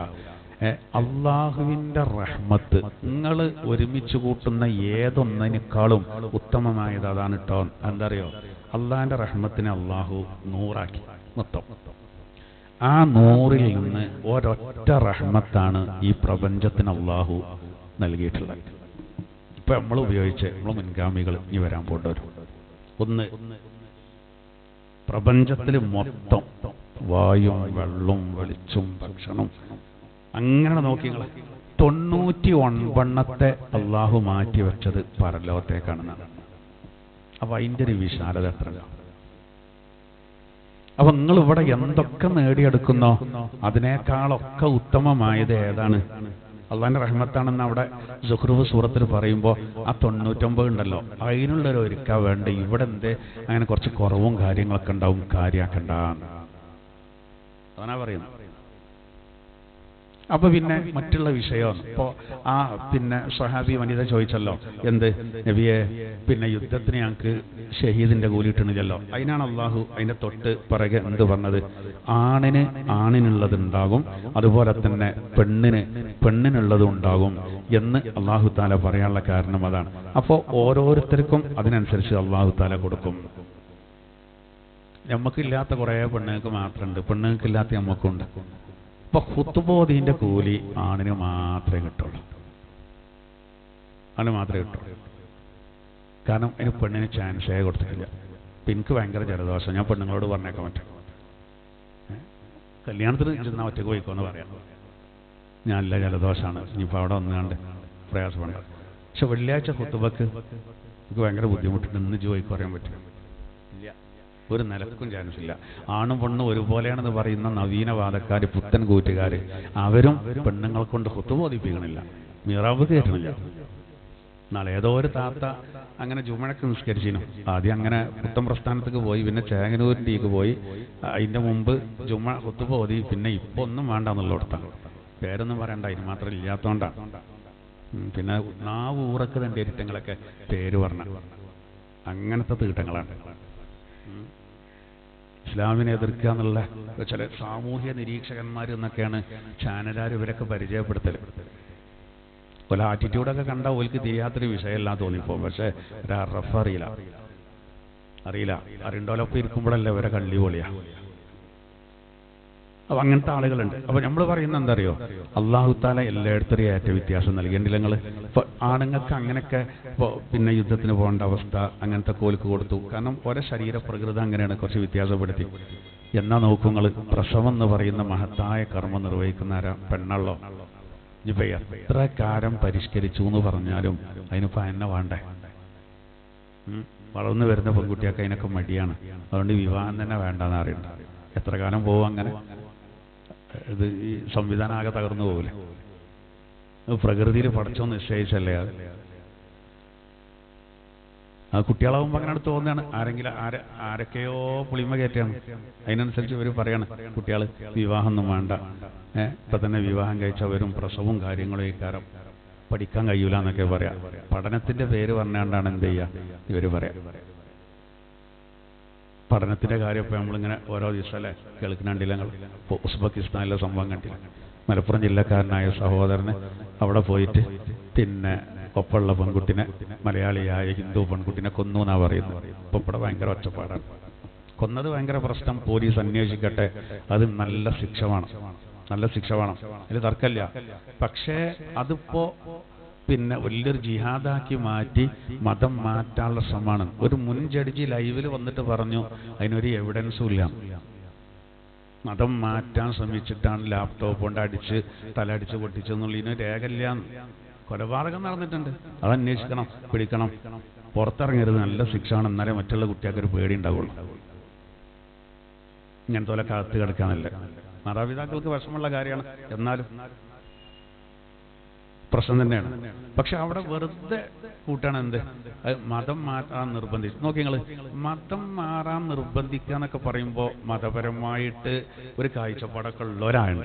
അങ്ങനെയാണെങ്കിൽ മതപരമായിട്ട് കാഴ്ചപ്പാടുള്ളവര് ഇജാതി പ്രേമത്തിന് പോകുമോ, അടിച്ചു കൊല്ലോ, അങ്ങനത്തെ ഒരു പ്രശ്നം വരുന്നില്ല. മറ്റൊന്ന്, ഞമ്മക്ക് അങ്ങനെ ഒരു സിസ്റ്റേല്ല. വലന അഴുമാലുന വലക്കും അഴുമാലുക്കും, ഞങ്ങൾക്ക് ഞങ്ങളെ അമല്, നിങ്ങൾക്ക് നിങ്ങളെ അമല് എന്നാണ് ഇവർ പറയുന്ന കേട്ടാക്കരുത്. ഞമ്മക്ക് തീരെ മുസ്ലിം സമുദായത്തിൽ പെൺകുട്ടികളില്ല, അങ്ങനെ കുടുങ്ങിയിട്ട് എങ്ങനെയും ചാക്കിടാൻ ഉസ്ബെക്കിസ്ഥാനിൽ പോയതാണോ? നമ്മളിപ്പോ ഉള്ളതുകൊണ്ട് ഇടങ്ങാറായിക്കാണ്. ഇപ്പൊ നമുക്കിപ്പോ ആ MDMA 2.5 കിലോ പിടിച്ച പിന്നെ ഖദീജ എന്ന പെണ്ണിനെ പോലത്തെ ഒരു ലോഡ് അങ്ങോട്ട് കൊടുക്കാൻ നമ്മളെടുത്തിട്ടുണ്ട്. നമ്മൾ അങ്ങനെ എഴുതിയിരിക്കുകയാണ്. അപ്പോൾ അവർ പറയേണ്ടത് എന്ത്, ഇത് പിന്നെ വിവാഹ വാഗ്ദാനം ചെയ്ത് മതം മാറ്റണം, അങ്ങനെ ഒരു സംവിധാനം ഇല്ല. സംവിധാനം വെറുതെ പറയാം, വെറുതെ. ഇത് പറയുന്നവർക്കും അറിയാം, മതം മാറ്റിയോല പറയണ്ട, അതാ വലിയ പ്രശ്നം. ആ പൂഞ്ഞാറിലുണ്ടെ രണ്ടാൾക്കാർ, അച്ഛനും മാനും, ഹിന്ദു മതത്തിൽ നിന്നൊരു പെണ്ണിനെ പ്രേമിച്ച് കെട്ടിയിട്ട് മതം മാറ്റി ഉള്ള മതത്തിലേക്ക് കൊണ്ടുപോയി, എന്നിട്ട് അവരാ ലവ് ജിഹാദ് ആരോപിക്കുന്നു, നർക്കോട്ടിക് ജിഹാദ് ആരോപിക്കുന്നു ഒക്കെ അവരാണ്. എന്താ ഫൈനൊക്കെ നമ്മൾ പറയാം. നമ്മൾ മനസ്സിലാക്കേണ്ടത് എന്താ അറിയോ, ഒരു മുസ്ലിം സഹോദരൻ 23 വയസ്സായ ഒരു കുട്ടി അങ്ങനെ ഒരു പെൺകുട്ടിനെ അടിച്ചു കൊന്നെങ്കിൽ അവിടെ എവിടെ പ്രശ്നം എന്നറിയങ്ങള്?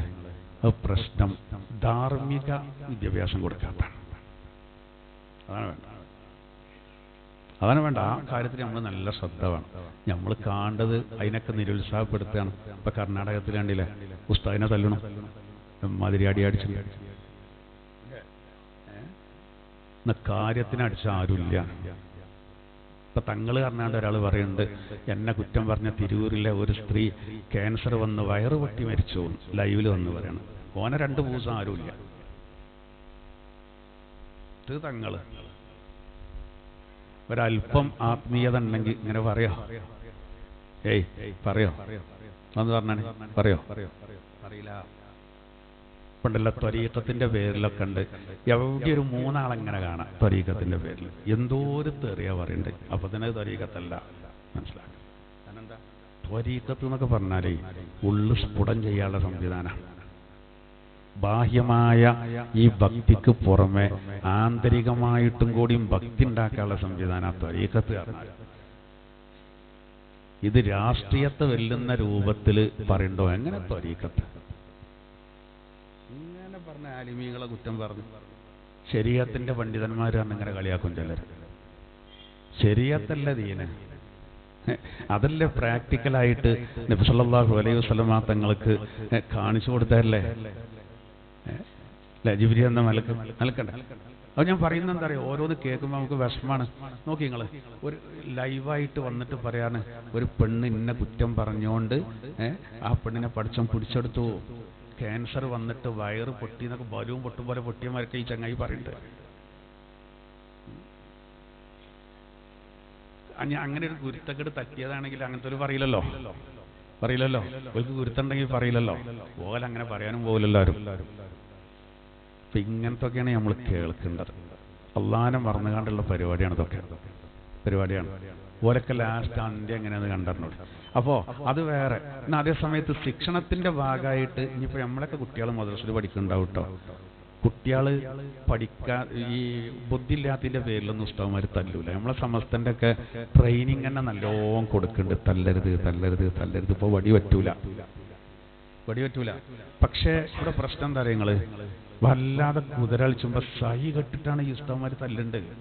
സൈ കെട്ടിട്ടാണ്. നിങ്ങൾ ആലോചിച്ച് നോക്കി, ഒറ്റ മകനെ നമ്മളെ വരിയിലുണ്ട്.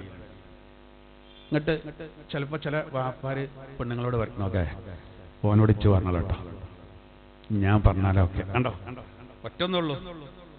ഒറ്റൊന്നാണ് ഓനെ നിയന്ത്രിക്കാൻ വാപ്പാ കഴിയണില്ല. അപ്പം അമ്മ അറിയാണ്, ഞാൻ പറഞ്ഞ ഓനോട് ചാടും, നിങ്ങളെന്നെ പറഞ്ഞാലോ. അങ്ങനത്തെ 30 വിരാന്തന്മാരാണ് ഒരു ക്ലാസ്സിൽ. 30 വിരാന്തന്മാരാണ്. ഇങ്ങോട്ട് ഇവരെ നിയന്ത്രിക്കുമ്പോൾ ഒരു അടി അടിക്കുമ്പോഴത്തേനും ഓരോ വാപ്പാരും ഇങ്ങോട്ട് പ്രഷർ കയറി വരികയാണ്. ഇന്റെ കുട്ടി നിസ്കരിച്ചുമ്പോൾ കളിച്ചതിൻ്റെ പേരിൽ ഇന്റെ കുട്ടിക്ക് അടിയിട്ടിട്ട് ഇന്റെ അടുത്ത് പുറം കാണിച്ചു തരാണ്. 2 ലൈൻ ഉണ്ടെങ്കിൽ അത് 4 വരി പാതാക്കും. ഞാൻ 2 ഞാനും കൂടിയാണ് കൊടുക്കും. അനേ നമ്മളങ്ങനല്ല. അപ്പത്തനായിട്ട് ഇറങ്ങാണ് മദ്രസക്ക്. എവിടെ പിന്നെ നെൽപൂരത്തെ എൻ്റെ ഉസ്താദ് എവിടെ, എന്തേ എൻ്റെ കുട്ടിനെ അടിച്ചാലാണ് പറഞ്ഞാണ് വരികയാണ്. ഉസ്താദ്മാരെ എത്തിക്കണത് അടിച്ചണ്ടാച്ചാൽ മതി, അലമ്പില്ലല്ലോ. അതിനനുസരിച്ചൊക്കെ പടിയുള്ളൂ എന്ന് മാത്രം. ഈ കെട്ടിട്ട് തരില്ല. പള്ളി കയറിയൊക്കെ നോക്കി കുട്ടികളെ ശിക്ഷണത്തിന്റെ പേരിൽ അടിച്ചതിന്റെ പേരിലൊക്കെ നമ്മളങ്ങനെ കയറിയിട്ട് ഉസ്താദ്മാരെ അടിച്ചാൽ കയ്യോണ്ട് പിന്നെ ഇടങ്ങാറാവട്ടോ. എന്നാൽ അടിച്ചേണ്ട കേസുണ്ടാവും. ഇപ്പൊ ചില പോക്സോ കേസുകളൊക്കെ കേൾക്കരുത്. അത് ഒറിജിനലാണെങ്കിൽ കണ്ണും ഓറ് സെറ്റാക്കണം. അതിന് പേരും കൂലി ഉണ്ടാവും. അവിടെ കുറ്റക്കേണ്ട പ്രശ്നമില്ലല്ലോ. പക്ഷെ അത് നല്ല ആലോചിക്കണം. കാരണം എന്താ, അധികം വ്യാജ പരാതിക്കാരം. കുട്ടികൾ പിന്നെ തിരുത്തും. ആ ഉസ്താദ് യാസീൻ പഠിച്ചിട്ട് അടിച്ചതിന് പകരം വീട്ടിയാണ്. കുട്ടികൾ നിങ്ങൾ വിചാരിക്കുന്നല്ല. ഇപ്പം നാളൊരു ഉസ്താദ് പറഞ്ഞു, ഒരു കുട്ടി കാട്ടിയത് ഉസ്താദ് സ്ട്രോങ് ആയതാണ്. ആ കുട്ടിന്റെ പരി ചെലവുണ്ടായപ്പോൾ ഇമ്മ അറിയാതെ ചാറ്റക്ക് മുളക് പൊടി ഏറിട്ടുമ്പോൾ അറിയാമെങ്കിൽ ഉസ്താദ് എല്ലാം കുരക്കട്ടെ. അതാണ് ആചാര്യ കുട്ടികളാ. പൊതുപരീക്ഷയ്ക്ക് വരേണ്ട എത്ര ഉസ്താദുമാരെ പുറത്തേക്ക് മഷിപ്പനോണ്ട് കുടഞ്ഞ പെൺകുട്ടികളുടെ അറിയങ്ങൾ 5ാം ക്ലാസ്സിൽ അത്തങ്ങളൊക്കെ കെട്ടിക്കൊണ്ടോ ഇതിൽ കുടുങ്ങിക്കും. ഇതാണ് കാലം. അങ്ങനത്തെ കുട്ടികളാണ്. അപ്പൊ ചിലപ്പോ ചില ശിക്ഷകളൊക്കെ കൊടുക്കേണ്ടി വരും. അപ്പൊ ഇതൊക്കെയാണ് നമ്മൾ കേൾക്കുന്നത്. ഈ മതപരമായ വിദ്യാഭ്യാസം ഇല്ലെങ്കിൽ ഇതൊക്കെയാണ് സംഭവിക്കുക. അടിച്ചു കൊല്ലാൻ മടി ഉണ്ടാവില്ല. ഇത് ആ അളവിന് കിട്ടിയിട്ടൊരു നല്ലൊരു ബോധം ഉണ്ടെങ്കിൽ ഉള്ളുന്നൊരു കാളിച്ചു വരും. ഏത് ഫീൽഡിലാണെങ്കിലും ഭയക്കൂല. അവരവരെ തടി കാക്കും. അപ്പോൾ നമ്മൾ ശ്രദ്ധിക്കുക. അല്ലാഹു തആല നമ്മളെ കുട്ടികൾക്കൊക്കെ ഹിദായത്ത് കൊടുക്കട്ടെ. അപ്പോൾ ആണിനുള്ള വിഹിതം ഉണ്ടാവും, പെണ്ണിന്. അപ്പോൾ ആർക്കും കുറവില്ല. അപ്പോൾ ഈ ജിഹാദ് പിന്നെ സായുധ സമരത്തിന് പോകാൻ കഴിയാത്തതിലുള്ള വിഷമം തീർത്തെടുക്കുകയാണ്. നിങ്ങൾക്ക് വേറെ നിലക്ക് കിട്ടും, പെണ്ണിന് വേറെ നിലക്ക് കിട്ടും. അപ്പോൾ ഓരോരുത്തർക്കും അവർക്കനുസരിച്ചുള്ളതുണ്ടാകും. വസ്അലുല്ലാഹ മിൻ ഫളി, നിങ്ങൾ അല്ലാഹുവിൻ്റെ റഹ്മത്തിൽ നിന്ന് ചോദിച്ചോളൂ. ഇന്നല്ലാഹ കാന ബികുല്ലി ശൈഇൻ അലീമ, അല്ലാഹു തആല എല്ലാ കാര്യങ്ങളും അറിയുന്നവനാണ്. ഇനി ഒരൊറ്റായത് കൂടി അതിന് അർത്ഥം വെച്ചിട്ട് നമുക്ക് ബാക്കി അടുത്ത ക്ലാസ്സിൽ പറയാം. വലികുല്ലിൻ ജഅൽനാ മവാലിയ മിമ്മാ തറക്കൽ വാലിദാനി വൽ അഖ്റബൂൻ, മാതാപിതാക്കളും അതുപോലെ അടുത്ത കുടുംബക്കാരും ഒഴിച്ചിട്ട് പോയ മുതലിൽ നിന്ന് ഓരോരുത്തർക്കും നിശ്ചിത വിഹിതമുണ്ട്. അതായത് നമ്മൾ നേരത്തെ മുതൽ ഓഹരിക്കുണ്ട് പറഞ്ഞല്ലോ, അതിൻ്റെ ഒരു ബാക്കിയാണത്. അത് ഓരോരുത്തർക്കും നിശ്ചിത വിഹിതം എന്ത് ചെയ്തിട്ടുണ്ട്, കണക്കാക്കപ്പെട്ടിട്ടുണ്ട്. മാതാപിതാക്കൾ അതുപോലെ അടുത്ത കുടുംബക്കാർ അവരൊക്കെ ഇട്ടേച്ചു പോയ വിട്ടുപോയ സ്വത്തുക്കളിൽ ഓരോരുത്തർക്ക് എന്തുണ്ട്, നൽകപ്പെടേണ്ട അവകാശങ്ങൾ അല്ലാഹു തആല കണക്കാക്കിയിട്ടുണ്ട്. വല്ലദീന അഖദത് അയ്മാനുക്കും ഫആതൂഹും നസീബഹും, സഹായം ചെയ്യാൻ ശപഥം ചെയ്തവർക്ക് അവരുടെ വിഹിതം നിങ്ങൾ കൊടുത്തുകൊള്ളുക. അതെന്താ അറിയോ, ആദ്യകാലത്തൊക്കെ ഈ മുതൽ ഓഹരി വെക്കുമ്പോൾ നമ്മൾ ഔദ്യോഗികമായ വിഹിതം ഉണ്ടാവും. ഇപ്പോൾ ഒരാൾ മരിക്കുമ്പോൾ അയാൾക്ക് ആൺകുട്ടികളും പെൺകുട്ടികളും ഉണ്ടെങ്കിൽ പിന്നെ അവിടെ വേറെ ചർച്ചകൾ വരുന്നില്ല, ആ മുതൽ പിന്നെ മറ്റുള്ളവർക്ക് പോകൂല, അങ്ങനെയുള്ളോ. എന്നാലും അവരെന്ത് ചെയ്യുന്നറിയോ, അയൽവാസിയായ സാധുവായ ഒരു അയൽവാസി ഉണ്ടെങ്കിൽ ആ അയൽവാസിക്ക് എന്തേലും കൊടുക്കണമെന്ന് സത്യം ചെയ്ത് പറയും, മരിക്കുന്നതിന് മുമ്പ് തന്നെ പറയും. അല്ലെങ്കിൽ അവരുടെ സുഹൃത്തുക്കളിൽ വളരെ ബുദ്ധിമുട്ടുള്ള ആരെങ്കിലൊക്കെ ഓല് ഇഷ്ടപ്പെട്ടവർക്കൊക്കെ അങ്ങനെ പറയും. എന്നാൽ അതൊന്നും എന്തല്ല, ഒരു നിർബന്ധമായ വിഹിതം, ഔദ്യോഗിക വിഹിതമല്ല, ഒരു സന്തോഷത്തിന്. അത് ഏതുപോലെ വെച്ചാൽ ജാഹിലിയ്യ കാലത്ത് മുതൽ ഓഹരി വെക്കുമ്പോൾ, ഒരാളെ മുതൽ ഓഹരി വെക്കുമ്പോൾ അയൽവക്കക്കാരൊക്കെ ഇങ്ങനെ വന്നിട്ടും, നമ്മളുണ്ടല്ലോ പിലാവ് വെട്ടുമ്പോൾ ചക്ക നല്ല ഉള്ളതാണെങ്കിൽ അയൽവക്കക്കാരങ്ങനെ വന്നിക്കും, എന്നാൽ ഒന്നും കൊണ്ടേക്കോളി നമ്മൾ എല്ലാവർക്കും കൊടുക്കുമല്ലോ അല്ലേ. അപ്പോൾ എല്ലാവരും ഓരോ ചക്കിയും കൊണ്ടുപോകും. ഇതൊക്കെ നാട്ടിൽ നടപ്പുള്ളൊരു സംഗതിയാണ്.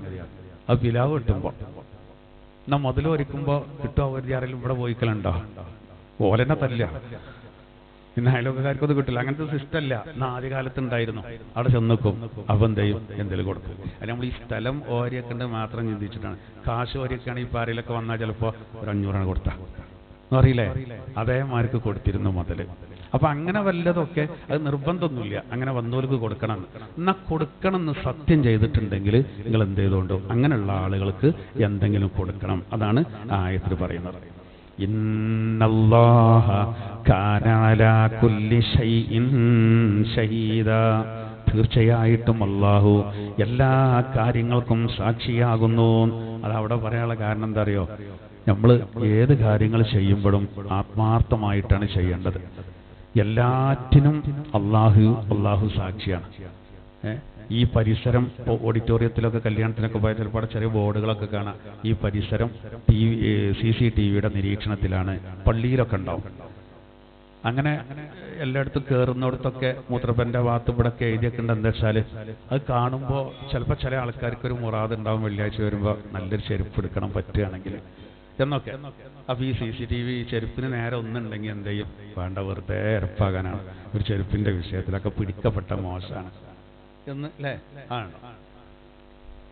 അപ്പോൾ എന്നാൽ ഇത് ഒരു CCTV വേണ്ട, അള്ളാന്റെ നിരീക്ഷണത്തിൽ നിന്ന് അതിലെല്ലാം പെടുമല്ലോ. CCTV ചിലപ്പോൾ ചത്തിറക്കിയ കാരണം. ഇപ്പം നാളെ നമ്മളുടെ അംശ അവിടെ പള്ളിക്കുന്ന ആരുതോ എന്തോ ഒന്ന് പോയി അന്നാണ്ട് അതൊന്ന് ചെക്ക് ചെയ്യണം. അപ്പോൾ ഇതായിട്ടില്ല, എനിക്ക് ഭയങ്കര സങ്കടമായി, വല്ല ശ്രദ്ധിച്ചിട്ടില്ല. അതിൻ്റെ മുമ്പ് ചെരുപ്പുണ്ടായിരുന്നു, എൻ്റെ ചെരുപ്പ്, ഞാനൊരു പുതിയ ചെരുപ്പ് ഇട്ടു പോയിരുന്നു, എൻ്റെ ചെരുപ്പ് കാണാമല്ലോ. ഞാൻ പള്ളിക്കത്തെ ഹത്തീവാളാണ്, അതിൽ കുട്ടികളാണ് CCTV നോക്കിയപ്പോൾ അവിടെ ഉള്ള ഒരാൾ കൊണ്ടുപോണ്ട്. അല്ല, അയാൾ അസുഖമുള്ള ആളാട്ടോ, അയാൾക്ക് കണ്ണ് ശരിക്ക് കാഴ്ചയില്ല, മൂപ്പരിട്ടുകൊണ്ട് പോയതാണ്.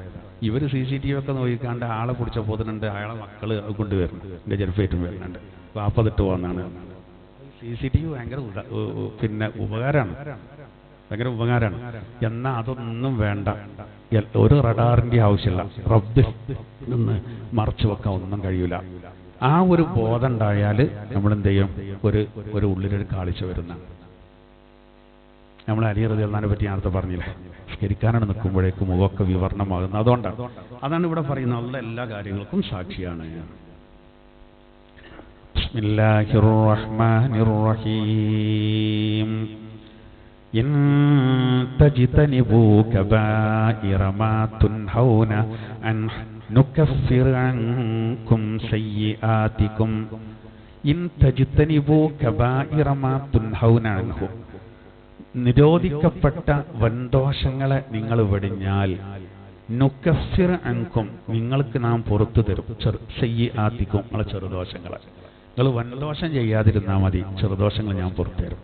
വനുദ്ഖിൽക്കും, നാം നിങ്ങളെ പ്രവേശിപ്പിക്കും, മുദ്ഖലൻ കരീമാ, പവിത്രമായ സ്ഥലത്തേക്ക്, സ്വർഗ്ഗം. വലാ തതമന്നൗ മാ ഫളലല്ലാഹു ബിഹി ബഅദകും അലാ ബഅദ്, ചിലർക്ക് ചിലരെക്കാൾ അള്ളാഹു നൽകിയ ആ ഫള്, ഔദാര്യം, അത് ഒരിക്കലും നിങ്ങൾ വ്യാമോഹിക്കരുത്. വലാ തതമന്നൗ, നിങ്ങൾ കൊതിക്കരുത്, കിട്ടണം എന്നിങ്ങനെ ആഗ്രഹിക്കരുത്. എന്ത്? മാ ഫളലല്ലാഹു ബിഹി ബഅദകും അലാ ബഅദ്, ചിലരെക്കാൾ ചിലർക്ക് അള്ളാഹു നൽകിയ ആ ഔദാര്യം, അത് എനിക്കും കിട്ടണം നിങ്ങൾ ആഗ്രഹിക്കരുത്. ലിർരിജാലി നസീബും മിമ്മക്തസബൂ, ആണിന് അവൻ അധ്വാനിച്ചതിന്റെ വിഹിതം ലഭിക്കും, പ്രതിഫലം കിട്ടും. വലിന്നിസായി, പെണ്ണിനുണ്ട് നസീബുൻ, വിഹിതം. ഏത്? മിമ്മക്തസബിന, അവര് ചെയ്തതിന്റെ ഇത് അവർക്ക് കിട്ടും. വസ്അലുല്ലാഹ മിൻ ഫളി, നിങ്ങൾ അല്ലാഹുവിനോട് അവന്റെ ഔദാര്യം ചോദിച്ചോളൂ, ഔദാര്യത്തിൽ നിന്ന് ചോദിച്ചോളൂ. ഇന്നല്ലാഹ കാന ബികുല്ലി ശൈഇൻ അലീമാ, അല്ലാഹു തആല എല്ലാ കാര്യങ്ങളെ പറ്റിയും അറിയുന്നവനാണ്. വലികുല്ലിൻ, എല്ലാവർക്കും. ജഅൽനാ മവാലിയ മിമ്മാ തറക്കൽ വാലിദാനി വൽ അഖ്റബൂൻ, മാതാപിതാക്കളും അടുത്ത ബന്ധുക്കളും വിട്ടുപോയ മുതല് അതിന് നിശ്ചിതമായ വിഹിതം കണക്കാക്കിയിട്ടുണ്ട്. വല്ലദീന ഖദത് ഐമാനുക്കും, നിങ്ങൾ നൽകാമെന്ന്, സഹായം ചെയ്യാമെന്ന് ശപഥം ചെയ്തവരുണ്ടെങ്കിൽ ഫആതൂഹും, അവർക്ക് നിങ്ങൾ കൊടുത്തോളൂ, നസീബഹും, അവർക്ക് കൊടുക്കാന്ന് പറഞ്ഞ വിഹിതം. ഇന്നല്ലാഹ കാന അലാ കുല്ലി ശൈഇൻ ഷഹീദാ, അല്ലാഹു എല്ലാ കാര്യങ്ങൾക്കും സാക്ഷിയാകുന്നു. അഊദു ബില്ലാഹി മിനശ് ശൈത്വാനിർ റജീം. ബിസ്മില്ലാഹിർ റഹ്മാനിർ റഹീം. ഇൻ തജ്തനിബൂ കബായിറ മാ തുൻഹൗന അൻ നുകഫിർ അൻകും സയ്യിആതികും വനുദ്ഖിൽകും മുദ്ഖലൻ കരീമാ. വലാ തതമന്നൗ മാ ഫളലല്ലാഹു ബിഹി ബഅദകും അലാ ബഅദ്. ലിർരിജാലി നസീബും മിമ്മക്തസബൂ വലിന്നിസാഇ നസീബും മിമ്മക്തസബ്. വസ്അലുല്ലാഹ മിൻ ഫളലിഹി ഇന്നല്ലാഹ കാന ബികുല്ലി ശൈഇൻ അലീമാ. വലികുല്ലിൻ ജഅൽനാ മവാലിയ മിമ്മാ തറക്കൽ വാലിദാനി വൽ അഖ്റബൂൻ വല്ലദീന അഖദത് ഐമാനുകും ഫആതൂഹും നസീബഹും ഇന്നല്ലാഹ കാന അലാ കുല്ലി ശൈഇൻ ഷഹീദാ. സദഖല്ലാഹുൽ അലിയ്യുൽ അലീം.